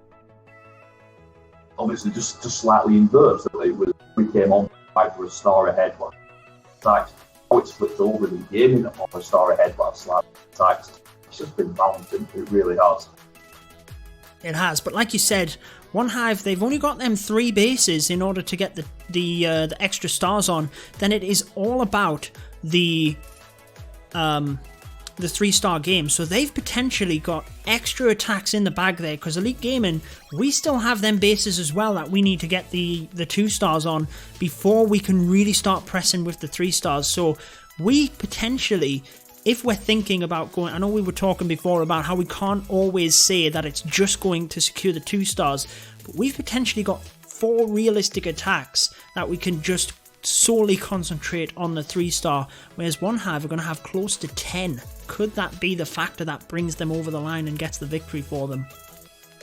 Yeah, I mean, it's definitely an advantage. That defense OneHive just had absolutely huge. It does mean now that Elite Gaming go for the 12v12 against that base again, even if it's just 1 star, so they have to go back to it.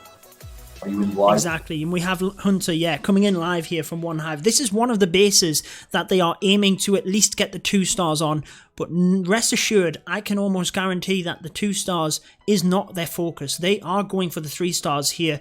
Using the King and Queen right down that right-hand side, King gets fried by that single target Inferno, popping the Queen's ability, but obviously just using them as part of a Sui hero method here. You can see 34 balloons in the bag and using that battle blimp. Just be interesting to see how he deploys it. I've seen it used quite a lot in terms of these Lava Loon attacks as a Lava Hound itself. I've seen it cut across the base different ways, but it looks like he is just reinforcing it with a Lava Hound inside. Yeah, interesting choice of an angle for the blimp, because, I mean, it did tangle a bit, but quite often people use it to try and pick up a black mine or even 2 black mines. A little bit less damage there. It didn't pick any up. Was that because it was just slightly misplaced, or because is it a fresh hit? I'm not sure though. I'll have to check that one afterwards. The blimp didn't get as much as he liked. Yeah, definitely. And like we've said, you can actually cut it from different angles as well to potentially get other air bombs as well, but it looks like the balloon's splitting down to the south of the base here, not quite in conjunction with the ones at the north, and that single target Inferno could be very troublesome for him. Looks like they are going to get the 2-star though, which is ultimately what they wanted to secure on this, and it's going to be a decent percentage. Really strange usage of the spells as well, freezing the Queen rather than raging over the skellies. I don't know if that was a mistake. I don't know if that was just sort of he realised the loop was splitting and he just tried to adapt. But obviously it didn't pay off. The Queen's still alive. And this is interesting. Yeah, well, there was plenty of minions and lava pups, but they just didn't get through that quick enough. Do they have the ability to outrange the Queen here? I think they just about do. She's got that question mark, but she's not going to go for it. We're going to class it as a defense, obviously, but OneHive, very importantly, getting the 2-star for them on that one. I think I did see the swords going for another live attack, so we'll dive out of that. Yes, it is, and it is beatdown for Elite Gaming coming in at 11v11, looking quite good at this point. Only has a couple of balloons left and he still has an air defense, a single Inferno and a Wizard Tower. Not sure he's got enough to get through the last part here. Let's just see how it turns out though. a little bit early on that top side balloon. Maybe he knew it was already over, but obviously that top side balloon was down long before the remaining balloon got there. I do think he knew that it was over. It's just sort of finding out anything he could for the third win net. Big defense there for OneHive. It's close, but it is a defense. Absolutely, yeah, very, very close, but there are just quite a few defenses at the end there, really. Like you said, he just didn't have enough firepower to get through it. So 2 defenses back to back there. OneHive probably more happy about that than Elite Gaming. They've got the 2-star that they needed on that base. Not too sure. I'll have to double check whether this was a base that Elite Gaming needed a 2-star with. I'm not sure that it was though. Yes, it was actually. So yeah. Superstar. Obviously, no more triples. Yeah, so I'm sure they're not going to be discouraged with that. I know they were obviously going for the triple, but securing the 2-star is a big thing anyway. And it looks like still at the same point, really, moving forward. OneHive securing that. They've still got them extra attacks ready towards the end of this. Yeah, interesting, because I was talking attacks. OneHive now with 11 attacks in 40 minutes. They won't be pleased about that in the chat, maybe not now, but they have to say that 11 at this stage is a little too many. I think the dream is 10 or less. Obviously, not only have we got that, but 40 minutes now. So Elite Gaming slightly better on time. Is that going to be a fight? Potentially, yes. And we're just seeing that beatdown was probably going for the safe 2 there, rather than the 3-star, just to secure that. And it looks like we have another attack here from Elite Gaming on one of them 1-star bases. And probably a similar principle here. Gonna try and get the 2-star secured, using that baby dragon there just to snipe off the town hall. Then obviously we can be rest assured we'll get the 2-star. Can we convert it to a 3 though? This is the base that we did see trying to use the wall wrecker down the bottom there. Just didn't have the hero value to get it done though. Looks like we're coming at it completely different this time around. Yeah, look at that on the entry here. So that baby dragon might not be a little storm. If you can get sort of a couple... Unfortunate not to get that elixir storage with the baby dragon. Just causes the king to run off a little bit.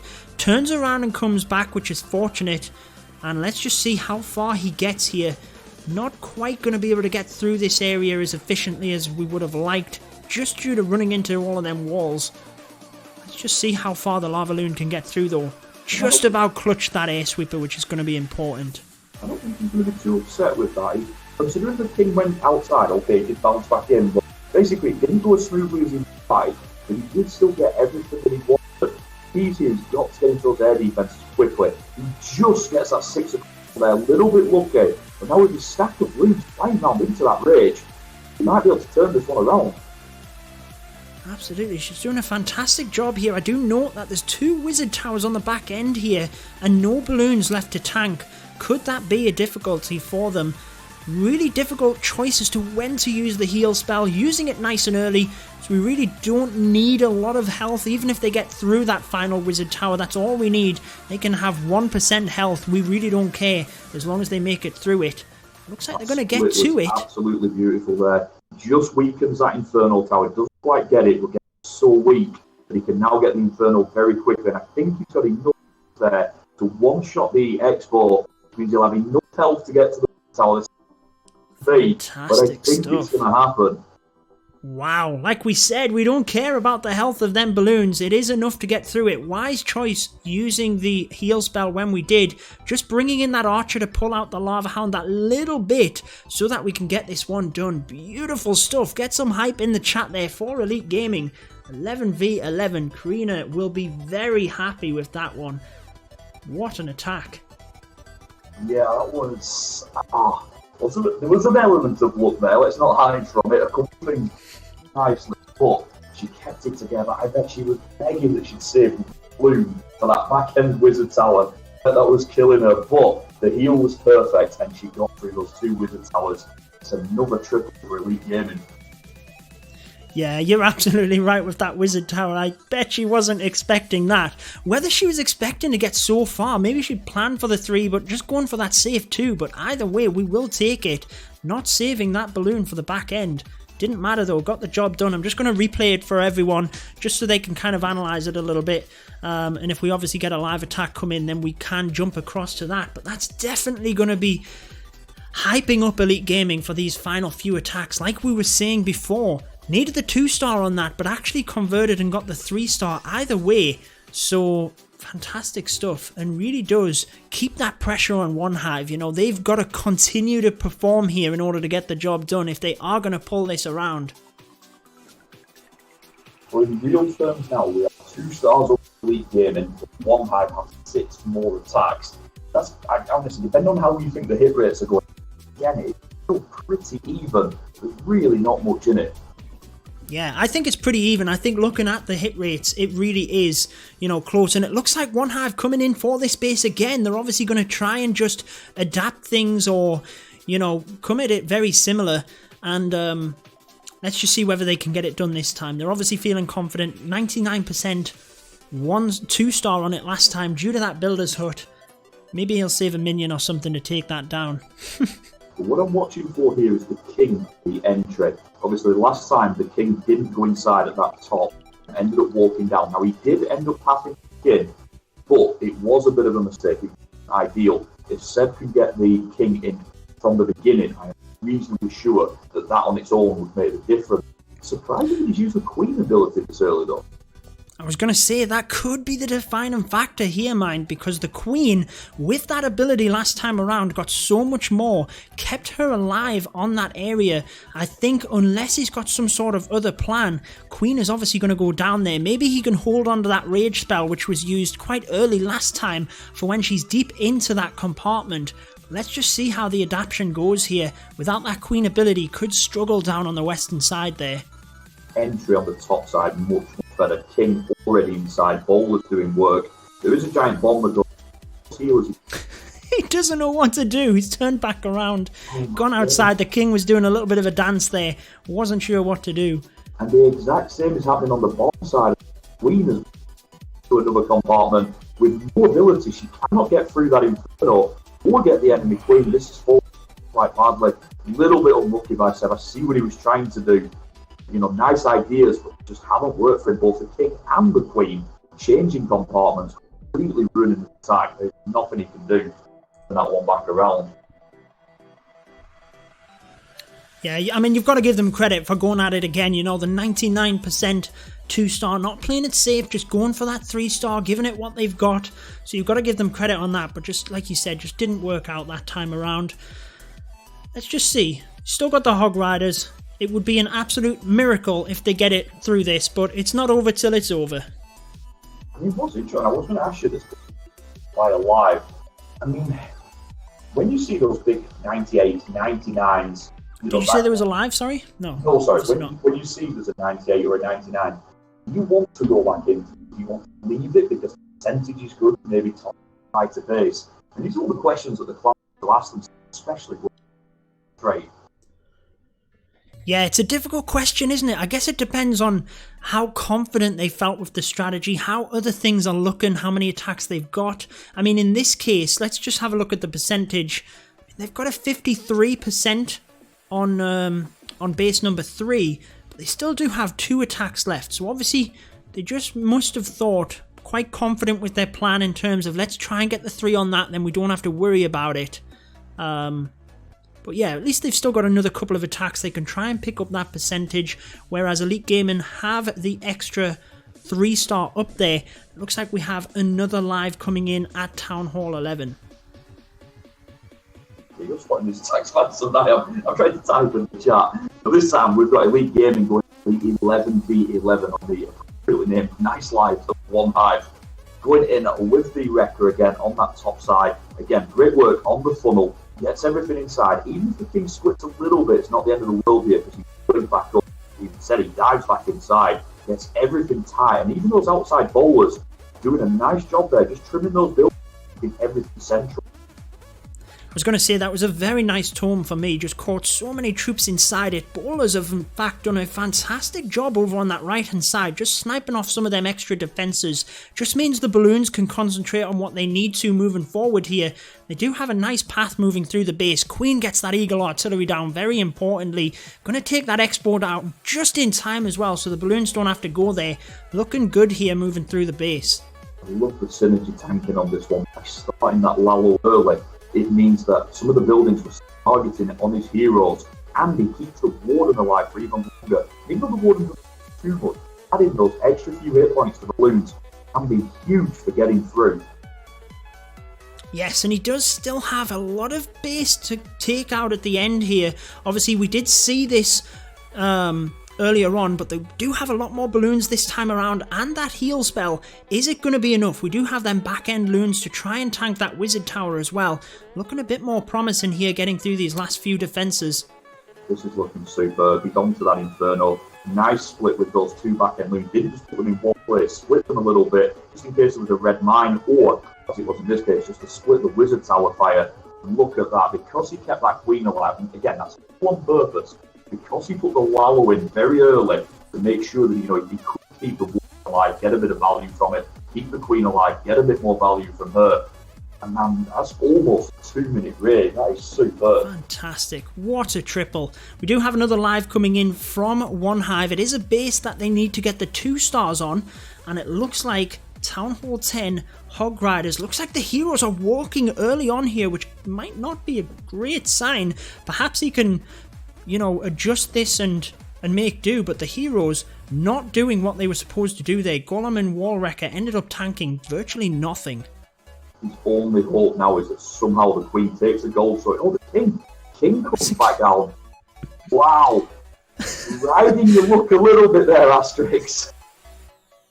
Oh, just not quite going to have enough to take down what he wanted there. One Valkyrie left alive. Queen is going to go down, and I feel that Valkyrie is going to do a lot of work against the Hog Riders here. Definitely going to be difficult to get through the base now. And can he save? I would be trying to save some of the wizards potentially to try and nab that 2-star on this other side by the Town Hall. Still going to be difficult with the King, but I'd definitely be trying to press for that too, if nothing else. Yeah, very. It looked like it was all over. Then he had that tiny chance as the heroes looked like they might come back inside. No way he could turn that into a triple. I mean, that was all. As soon as that Queen survived, and the Valk as well. Done. Emotional one there for Asterix, and it is just 1-star. Yeah, not going to happen for him. I mean, even if he'd have put the wizards in, brought them just into that side, I'm not sure if he would have even got the Town Hall there either. I think there was just too much there for them wizards. So it is going to need another attack to at least get that 2-star. And with 28 minutes remaining, Elite Gaming with only 4 attacks left, but now only 1 base that we need to get the 2-star on. OneHive with 9 attacks left into the final half hour. Very exciting stuff. Yeah, OneHive with a 5 attack advantage, but now 3 stars down. Know that about it, Elite Gaming have the slight edge here, especially like you said, OneHive do 2 stars as well. I don't know how big a factor that is. I try not to think about it too much, because I'm confident both these plans will nail all the 2s. But, I mean, it is psychological, it does matter, and obviously 3 triples, 5 attacks, that is advantage gaming. Very small margins here. If OneHive hit 2 triples in the next 3 attacks, we're going to be in for a manic finish. Absolutely. If OneHive can get a couple of triples on the bounce here, it's really going to be an exciting finish. I mean, it's going to be an exciting finish either way, let's be honest with it.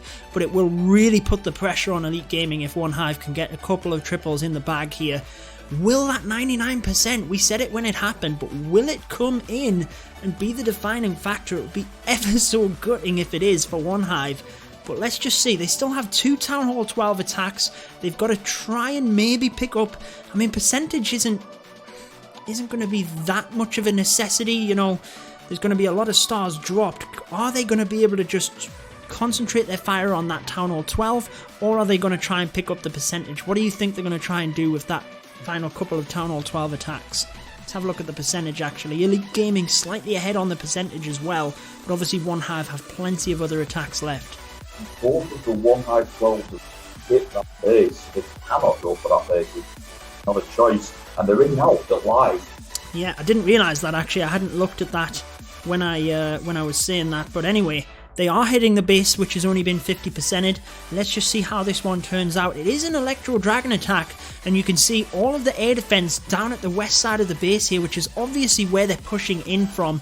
Going to be interesting here. If he can take out that entire section, might cause pathing for the Electro Dragons to work nicely. There's them balloons inside. Let's just see how much value they can get. Yeah, that's what we were talking about earlier, those balloons jumping out of that siege weapon. I'm still not convinced by that. I don't quite see how that happened. But I see the strategy there. 3 air defenses down. Everything has gone wrong for JC here. Obviously, the funnel didn't quite work out at the start. The King was used on the top side. But again, he was meant to pull the hound to him, to allow the Queen to go inside, finish whatever the didn't. And that didn't happen. These Electro Drags have now a stack of work to do. Now, we know powerful can definitely get things done. This isn't the start that he wanted. Yeah, and these are only level 1 Electro Dragons as well, so they're really going to have to do some work here. Pressing into that sweeper as well. He does have 2 freeze spells, but I'm assuming he's going to try and save that for the Queen if possible, and probably that single Inferno at the back. Ends up using 1 early on here on the Electro Dragons to get through that first single Inferno. Like we said, they've got an absolute mountain to climb here. Certainly not doing too bad. Running out of spells quite quickly though, I must say. Yeah, absolutely. And once he gets into range of that single target Inferno, things are going to get quite painful. Because no matter how many hit points the Electro Drags have, the single target Inferno can take them down quite quickly. With these buildings being relatively spread as well, he's not getting the value that the Electro Drags can do. Yes, he's getting it on the side. Once he gets over towards his town hall section, he'll be able to hit the buildings that he needs quick enough, and it is going to fall apart for him. Yeah, you guys can get that defense in the chat. I'm not sure whether you saw that freeze spell. There's only a tiny bit of health on that Electro Dragon. Maybe if it has saved it, it's all whether they can chain through onto that town hall here, take that down to add to the percentage. But due to them splitting up, don't think it's going to happen for him. Is going to end up being 84% 1-star on this one. Actually gets another building due to that chain, so it's 85%, but there was another live attack, so let's dive straight across to that one. So we've got Mados going in 12v12 as well, looking for that hit. And Elite Gaming now 3 stars up. To get another one here, it would be huge. Absolutely. If they can get this one, it is going to be massive for them. Hounds of Power support. We've got 3 Witches on this north side. One just on the inside of the base, but I think they have taken the one on the inside down. Who's going to swing around and target this hound, and how much damage are these players going to do? He's got a little bit lucky here. He wants the hound out of range of the air defense. That way he can keep his healers alive, and that's worked out for him. To hurt the healers nowhere near as much damage as what the air defense would have done.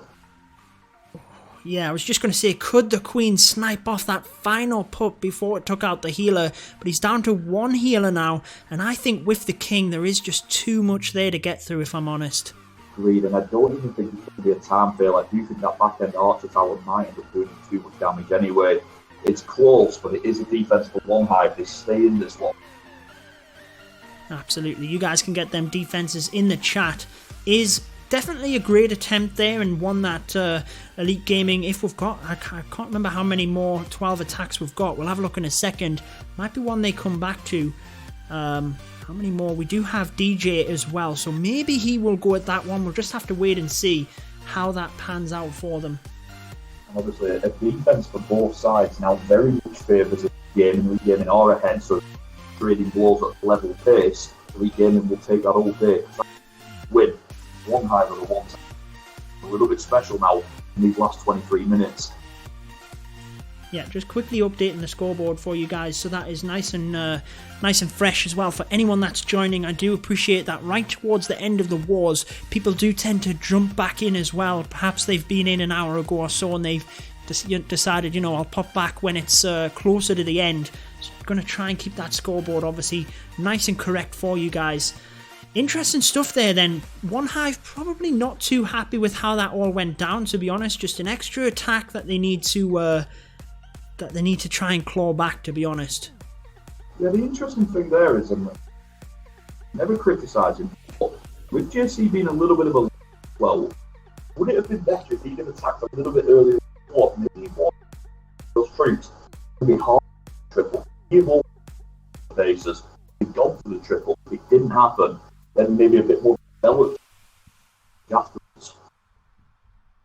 Yeah, I mean, you've got to ask the question, haven't you, how it has gone down like that, but you know, I guess that's with these no dip formats and only 4 Town Hall 12s, you know, they can work between them with that and see how that one, you know, they don't have to necessarily wait with the rest of the clan is what I'm saying. They can work with themselves. It's purely whether they can have enough scouts in order to jump up. But we're assuming though that at Town Hall 11, certainly not going to get the board cleared.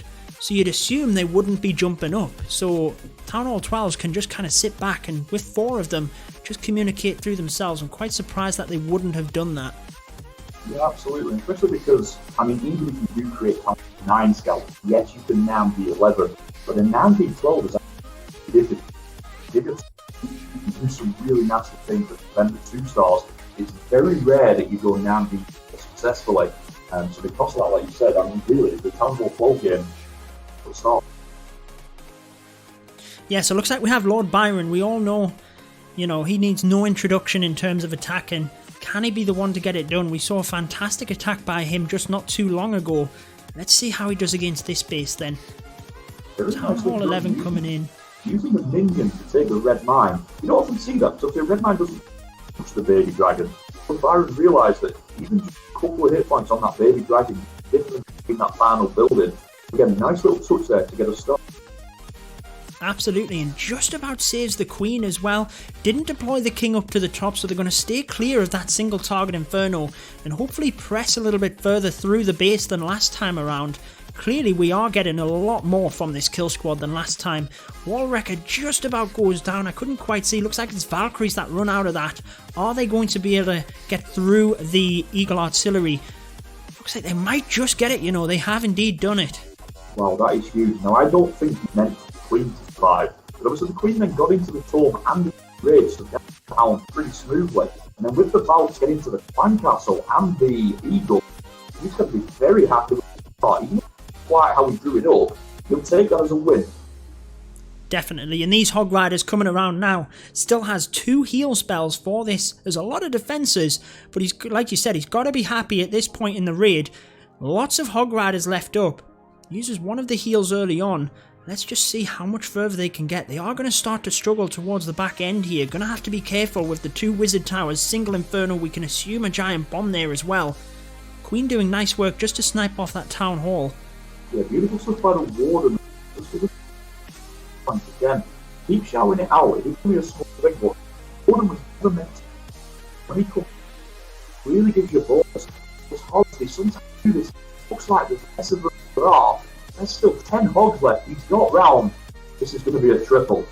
Absolutely. You guys can get that 3-star hype in the chat. Very nice attack. Like I said at the start, Lord Byron doesn't need any introduction.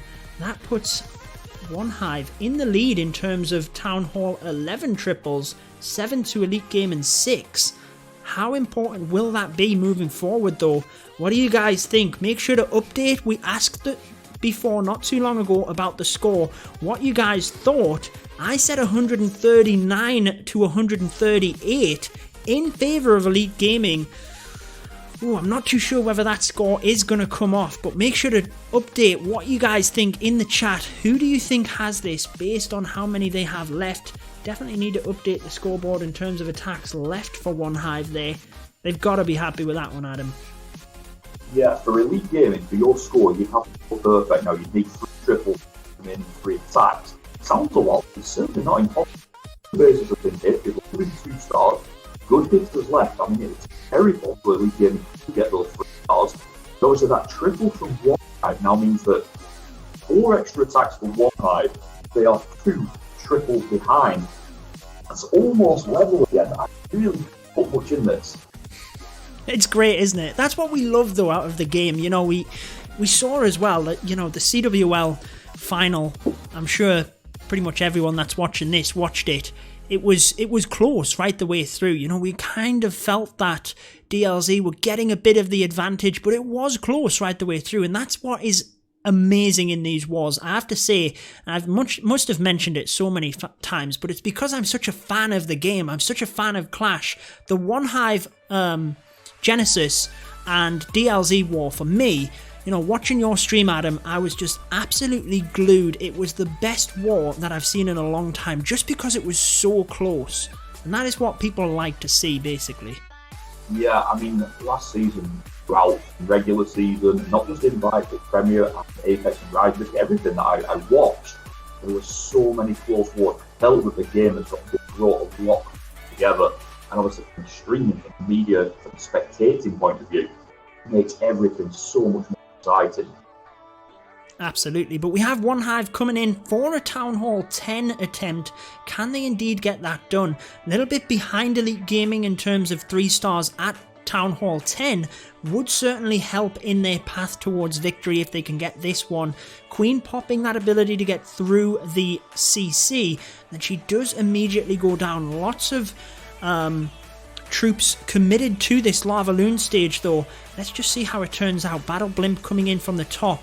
It's definitely interesting. What does he have in there? It looks like it is balloons to reinforce the rest of them. Yeah, he's in big trouble here. He felt that the Queen would wall for the King. He didn't at the start. And you can see that Queen there not only doing damage to the Hounds, but taking down those loons as well. He should still be able to convert 2-star. Nothing more than that. Came in a little bit unlucky there. Thought the Queen would be on the other side of the wall. She wasn't. Now, wall, it was possible to skip set it up. Team Queen here, or this kind of entry. Either way, it's worked, and it's a big defense there for Elite Gaming. Absolutely, you guys can get them defenses in the chat. Like you said, there's just way too much of the base for the balloons to take out, and they didn't really have a true pathing through the base or anything like that. It really was just where they decided to go, because he couldn't use them spells very effectively at all. So it is going to be a defense for Elite Gaming moving forward, and they've got to be happy with that one. Yeah, that's huge now, because we're back to that situation where OneHive are only got 3 more attacks. They do need 2 more triples, and he's going to have to be hitting. Really, from now till the end, they need to be hitting now over 50% of their attacks to have a real chance of this one. It is slightly in favour of Elite Gaming. It's still close, but slightly in favour of Elite Gaming. Definitely, but we've seen it before, you know, it's not necessarily the amount of opportunities you can create and how many attacks you've got left. Like you said, it really is the conversion rate. We've seen it swing either way in big important wars as well. Which way will it go on this one? We're getting down to the dying moments. Hunter coming in again with his Town Hall 11. Looks like it is Hog Riders making that push from the opposite side of the Town Hall with the Wall Wrecker. King is deciding to walk here with the Warden and a good few bowlers. Might not necessarily be such a bad thing if the Queen gets in there and helps out. Let's just see how much value he can get. He definitely now has to get the Queen to the enemy Queen, which I think he will do. They're not getting as much value on the bottom side, but the King led the way for the bowlers and the wizards. He's still getting quite a few defenses down here. Did he miss the Queen ability? He did miss the Queen ability. I think he was too busy watching the enemy Queen and perhaps waiting for the Queen, because she was standing too far back to automatically target. I think he was waiting for that enemy Queen and hoping he could press the ability once she targeted, but it ultimately ended up missing it. And that's going to be massive for the Hog Riders here, trying to get round with all of them skeletons and the Queen now battering against them. Just not really going to happen for them. So with that defense, I mean, you've got to say now Elite Gaming ahead going 13 minutes, but OneHive still got plenty of opportunities. 5 more attacks that start down in real terms, or 2 triples down in real terms. Plenty to play for. They're going to need, probably because of how this works out, I think they need at least 3 triples to have a chance from these 5 remaining attacks. Yeah, they're going to have to, you know, convert them brilliantly from this point moving forward. But like you said, it's not going to be something that OneHive don't have the capability of doing. They've been in, you know, very high intense wars and shown how they can come out through the other side of it. So definitely not out of it at this point, but they're really going to have to sit and make sure they're getting these attacks perfectly placed. Still 6 attacks to get in within just 12 minutes though. Here they go with another Town Hall 10. Let's hope for OneHive, or let's not hope for Elite Gaming that they do convert this one. Yeah, I mean, now who you want to win comes through now very strong. This is very much a case of, if you're cheering on Elite Gaming, another defense here would be huge for them. If OneHive could get a triple here, might win for an exciting 10 minutes. Absolutely, and it looks like coming in, the Queen is probably going to try and just avoid that single target Inferno. He's going to move down towards the range of it, but he is going to start pressing forward with the Valkyries and that Wall Wrecker. Can he just about miss it? Just check the range of it. Yeah, it looks like he's going to miss it by quite a margin, actually. Hopefully the Valkyries will get right ahead of that Queen and help out. Yeah, interesting. Falcon's not my favourite. I'm not going to pretend, but I do like the tweaks that people have done to it to try and to bring in the siege weapon as part of it. It's basically doing the order for them, lining up the vaults as to where to enter. And obviously, as you can see there, the Queen and the forwards through it, exactly how he was through. And the beauty of this is, difference sort of between this and the 4 siege weapons, because the siege weapons go this, keeping the vaults inside for, which really makes this attack stronger. Usually when this attack goes, things go outside, but with the siege weapon, it really does help this attack if you can get a good angle, which is certainly what's happened here. Definitely. And up to the north of the base, the King and Wizards did a fantastic job, but then the Hog Riders coming in just to try and snipe off some of the defences, hit a spring trap, which was massive in terms of defence for Elite Gaming, took out them Hog Riders like nothing. So he is going to have a lot to get through at the top here.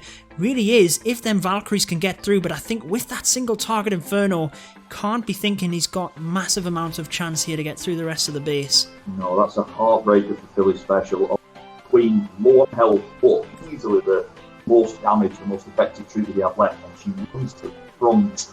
Why would she do that? All she had to do was pause a little bit, let the Valks bowlers get in front of her, the meat shield, but it didn't happen. It's a huge defense for Elite Gaming. Absolutely, we were saying at the start of that attack, guys, how important this attack was. Would it really define things in terms of moving forward? And it just puts that extra special. Oh, my balloon is upgraded to level 8. Get some hype in the chat. I can now start practicing that lava balloon a bit more importantly. Getting into it though. Stop the war, guys. Let's do some farming. You'll be surprised how many people ask over on YouTube for some farming in the middle of a war stream. Surprised we don't have some people spamming it now. Do a quick builder base attack. I absolutely love those level 8 balloons. They were the first research that I did, and I would not change it.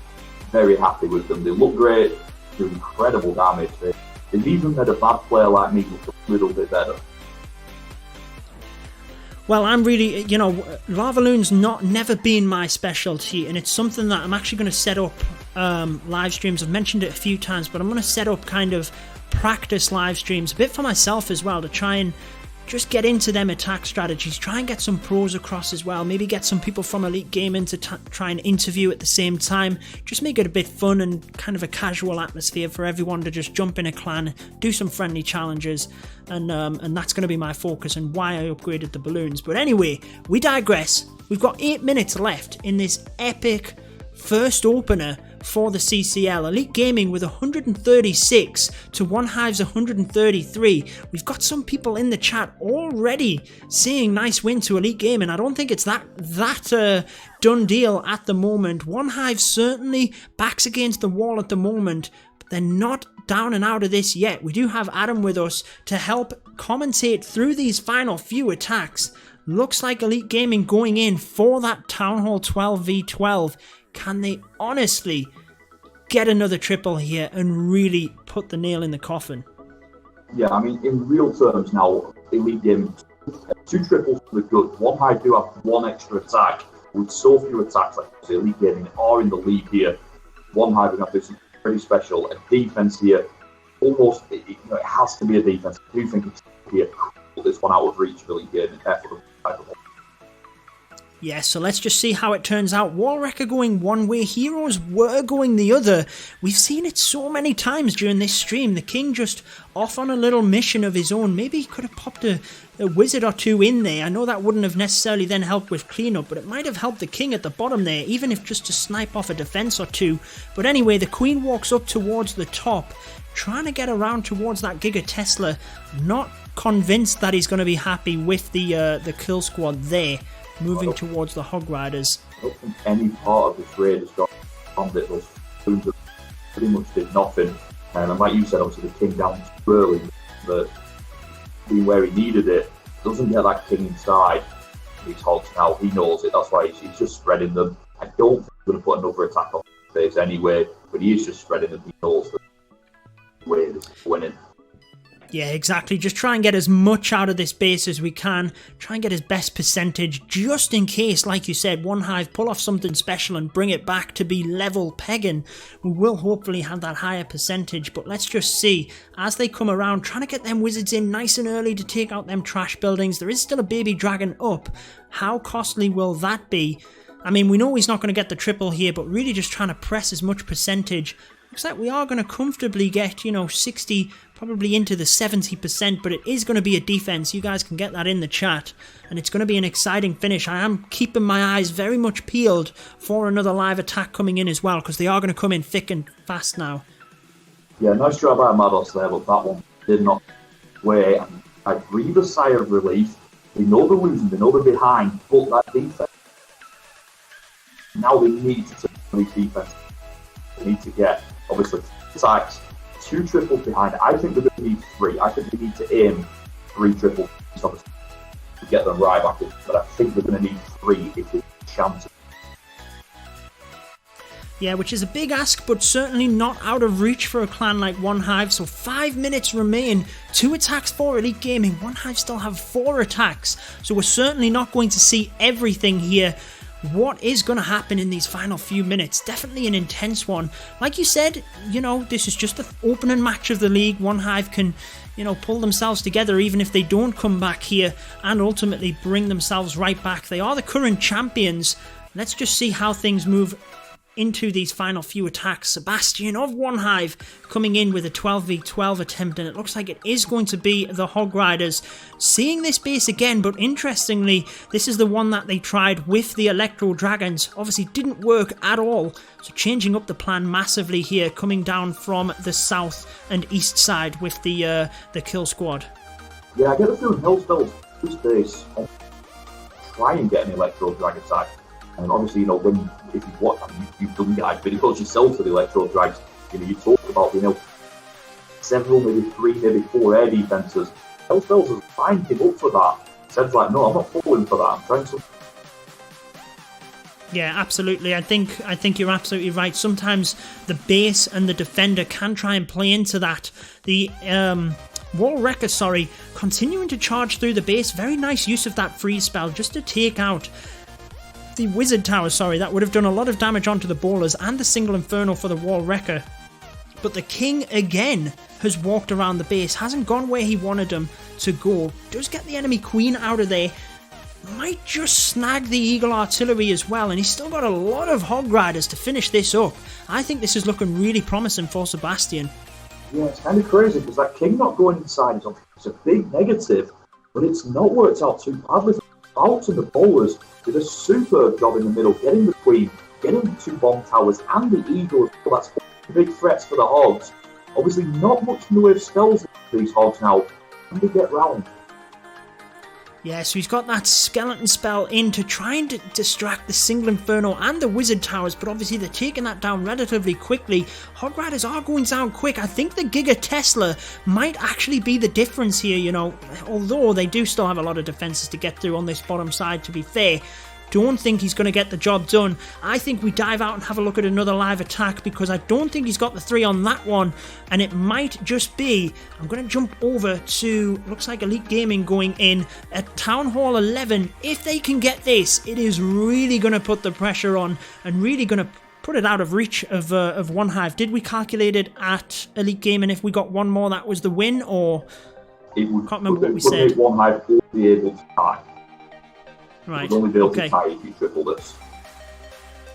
I mean, I don't think it's looking like a triple anyway. The Queen doesn't have the ability. She's got a lot of point defense down in this corner. Healer's just about keeping her alive, but she's not going to have enough to get right the way through the base here, especially with the healers going down there. I'm keeping my eyes peeled onto the board as well. Looks like we have another live, so let's dive right out of that. OneHive it is, coming in at Town Hall 10. They need this. OneHive need this triple. Yeah, defense on both sides there, so that is huge. Obviously, again, favours Elite Gaming. Fast attack by OneHive. That King would have gone inside.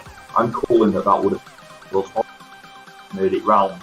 So with the King in the middle doing the damage he was meant to do, I'm pretty sure it would have been a triple. But cannot think about that now. We need Kane range to triple here.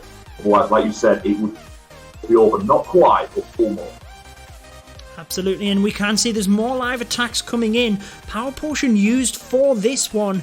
Looks like the kill squad is going right at this point. Let's hope for OneHive's sake that the King doesn't, for whatever reason, run back out of the base. But the Queen isn't in there. She's finally going to come forward and hopefully get onto that Inferno Tower. She does. Probably going to have to pop the ability, which I don't think he wanted to do. But at least that goes down. Still got the entire Lava Loon portion now to come in. I mean, this is a crazy start. I cannot believe how he wanted it to go. In a weird way, the Golem came back out, stepped in front of the Queen and tanked the enemy Queen, and he has got the enemy Queen down. Has he given himself a tiny prayer here? That golem, like you said, was MVP, absolutely helping to keep that Queen alive. I cannot believe it. I thought his Queen was a goner. Yeah, 4 air defences now. Got the haste down. He needs to split here. He has to get 2 air defences at once. If he doesn't get it, it's all over for that attack. Absolutely, yeah, just didn't have enough for that final part of the base. Attacks going on absolutely everywhere. Lord Byron has been fantastic for the rest of the war here. Let's dive into his attack. 10v10 Hog Riders coming right around the north of the base. 2 Inferno Towers left up though, and a lot of defenses to get through. He does have 2 heal spells, but I don't think it's going to be enough with them Hog Riders. Wizards onto the Town Hall is going to secure the 2-star for OneHive on this base, but just not enough to get through the final defenses here. If this is a defense, then it is all over, and Elite Gaming will get the win. OneHive have to triple this one, otherwise the war is over. And I think it's the Skellies more than anything else that have just tipped it over, and it is a defense. Oh, absolutely. And it is a win. It is. Let's just dive into them final attacks. We have DJ coming in. We did see his 12v12 triple earlier on. Can he get this one done to really go and press Elite Gaming forward? They've got to be happy with this week 1. Like we said though, it is just week 1. OneHive can certainly come back from this and can certainly regroup. It is a massive transition period right now for every single clan in the game. I think that's quite obvious to say. Everyone trying to regroup, work out where they're going to go moving forward. For this attack though, has the Wall Wrecker pressing forward, lots of bowlers coming through. Nice use of the Grand Warden's ability as the King presses forward, and he is going to get a lot out of this. Can the bowler bounce get the Eagle Artillery? Not going to happen though. Yeah, the big question with this one now is that Baby Dragon, which is deep in the poison.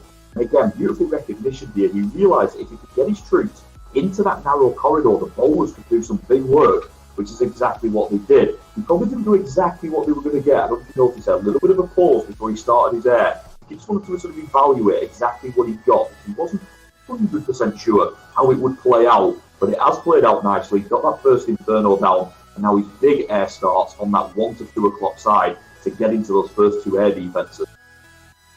Absolutely, and I'm not sure whether he knew he would get the Eagle Artillery, to be honest. I think he was obviously hoping to get it, just about clutched it with the King, and as the balloons continue to move around, he still has 2 of them, but there's a lot of defences here, lots of them still up, with a heal spell now coming down to that Wizard Tower, freezes the Wizard Tower instead of the Inferno Tower, and just a massive balloons to come over the rest of this base. Absolutely insane by DJ this war. Yeah, superb job by him there. I love the way he did the freeze. He wouldn't have planned that freeze there. That freeze was flexible, put it where he wanted, and he looked at how many loons he had at which part of the base and knew that his main loons would get through the Inferno without the spell. So he throws the Wizard Tower and the Archer Tower instead. DJ, superb. That really is the way to finish a war. Absolutely, and as you can see, a fantastic 3-star. We've got 160 people over here on YouTube. What I want you to do is type in DJ Clan Smasher into the search box. Get on over to his channel and give him a sub. He does come on every once in a while and do these videos, breakdown attacks, absolutely amazing stuff. But there we have it, one final attack here coming in against DJ.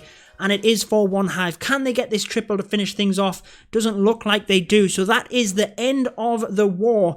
137 to 134. Victory for Elite Gaming in this one. You got to say, it was a fantastic finish. Brilliant 2 hours there. And thank you so much for joining, Adam. What's your kind of final thoughts on the war, wrapping up for that one? Well, thank you very much for having me on here. Really enjoyed it. Brilliant war. The streamers did a great job hyping it up. What a way to start the CCL season. And we had 4 great wars this weekend. I think this is the real spotlight, as it was last season's final. Boy, were we not disappointed. We went 50 versus 50. Mega by them. They don't have to go that big. They do that, to make it as much fun as possible. And what a war it was. OneHive, I know it, 3 stars. On 100 attacks, 3-star difference. And it was so close all the way through. I wouldn't be surprised if we saw both of these back in the semi-finals later on in the season. Absolutely, yeah. I think they've both came at it there. And like you said, putting on the 50v50, absolutely amazing. And again, just to echo what you said, thank you to all of the streamers that helped to hype this war up. Obviously, we had the 24-hour coverage. I did try my best to kind of drop into them as best as I could. Thank you to everyone over on Twitch and on YouTube here that have caught this amazing war. I will hopefully do a bit of a recap of some of the attacks as well. If you haven't already, I've had it flashing right across the top of the screen, and I have obviously gave DJ a shout out. Make sure to go and drop a sub for this man as well. Time2Clash, drop that in the search box. Does amazing war recaps and live streams, obviously streaming on YouTube and on Twitch. Again, thank you so much, my friend. We'll hopefully get together and do some more of these because it is super fun, especially on these epic wars. Obviously, myself being with Elite Gaming, you having the history on OneHive really did just make sense for this one. But any final words before we close up shop here? Yeah, I mean, can you still hear me? Sorry. Hello? What's that? You still got me? Good. I thought I'd lost a second. But I'm going to be going live in just 3 minutes. Got another CCL war finishing up between Emphatic Fury and Grumpy Old Men. That one's also pretty close. Grumpy Old Men just under ahead, but Emphatic Fury have got enough attacks left to turn it around, and we're going to find out what happens there. Absolutely. So any of you guys on Twitch, you don't have to do anything. I'll host right on over to Adam. And any of you guys on YouTube, obviously, like we said, drop Time2Clash in the search box. Go on over there. Are you streaming on YouTube as well, or do they have to move across to Twitch? No, I'll be live on YouTube now, and I'll take a few minutes while I press a few buttons to get everything set. Awesome. Thank you again for having me. Really enjoyed working. Yes, thank you so much, Adam. So we'll just kind of wait a couple of seconds here until Adam jumps on over there. Then we'll host across. Obviously, just ping me a message on Discord when that does happen. But I'll keep my eyes peeled. Anyone in the chat that can keep me informed as well. If you want to, obviously, go on over there, but you won't have to. We will send you. There is DJ in the chat, so you guys can, obviously, I've been telling you to type his name in. You guys can pop onto that profile, jump on over there, go show him some love, get that subscription button pressed. Let's show you that final attack by him. 2 very impressive attacks. DJ, if you are there, my man, we need to get you on to discuss these 2 attacks. Tell us exactly what you were thinking and break them down for us. This would be a fantastic episode in order to do that. But go show DJ some love as well. Get that subscribe button pressed so that you can keep up to date with all of his Clash of Clans videos. I'm just going to very quickly pull up my phone if I can find it, and then we will host across to Adam once he does go live with the other CCL matchup. So any questions you guys have following the stream, anything you guys want to say, drop it in the chat. I know we haven't been as communicative today in terms of haven't been able to keep up with the chat as best as as good as I normally can anyway. So any questions, anything, quickly drop them in the chat and we will try and answer them real quick before we go offline.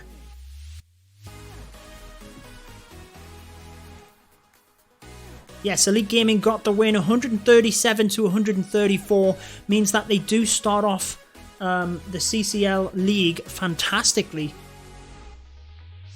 I'm just going to pull this out of the way, make sure we can find find which, because I'm not 100% sure which channel Adam is going to go live with, whether he is going live with, because he has his Blame Adam account and he has the Time2Clash account. I'm assuming he's going live on Blame Adam. I just want to double check that before we host across. And as soon as he does go live, we'll host across to him. Is Dark Looters in this tournament? Dark Looters Z are in the tournament, yes. And I think Adam was saying earlier that they absolutely crushed their opening matchup. They really did very well. So we'll just have to see how well they do moving through. But based on the CWL and their performance moving out of that, we can assume that they're going to do quite well, to be honest.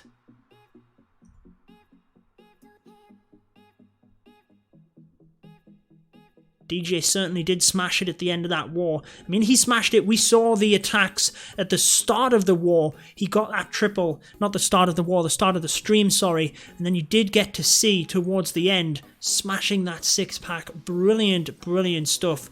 So like I said, we're going to wait for Adam going online here. Then I'm going to host across to him. Any of you guys that are over there on Twitch, you can just jump on over to his channel as soon as he does go live. And he will be live on YouTube as well. This was the other 12v12 triple that we had by Fog. Brilliant stuff. This one, we did see an attack earlier on, which came from the Town Hall side of the base. Then we decided to switch it up and actually just come from the opposite side. Amazingly, the Wall Wrecker managed to get right the way through the base. It was absolutely incredible, actually. You guys are going to have to watch this one. And then Adam should be live any minute to transfer across to him. So there is Adam. Looks like he has gone live on Blame Adam. So any of you guys on Twitch, Chris, I do appreciate that, my man, over on Twitch. If you guys haven't, obviously, make sure to follow me on Twitch. Any of these big league wars, I will be live on both YouTube and Twitch, so you will be able to find me there. But I don't tend to stream on there consistently. Maybe we will start to do that, but definitely over on YouTube, drop that subscribe button. We do have daily Clash of Clans videos, and yeah, anyone over there on Twitch, looks like Adam has now gone live, so I will be popping across towards him. So let's make sure we can host Adam. I do know the clan J off, yes.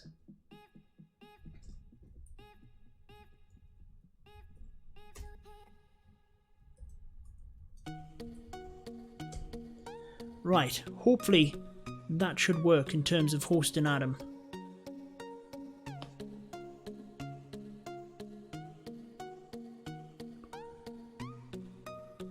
There we go. So any of you guys that are in Twitch, you should have gone across to Adam's channel, I would hope.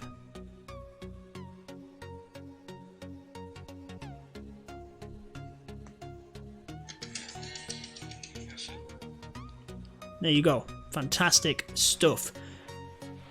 So anyone from YouTube, we're going to go offline in a second. Make sure to pop on over there to Adam's channel. He is on YouTube. Type in Time2Clash and you will be able to find him streaming on YouTube here as well. Fantastic stuff. Get ready. We will have live attacks from this, sorry, in... I'm going to take that out of my ear. In recaps, hopefully tomorrow.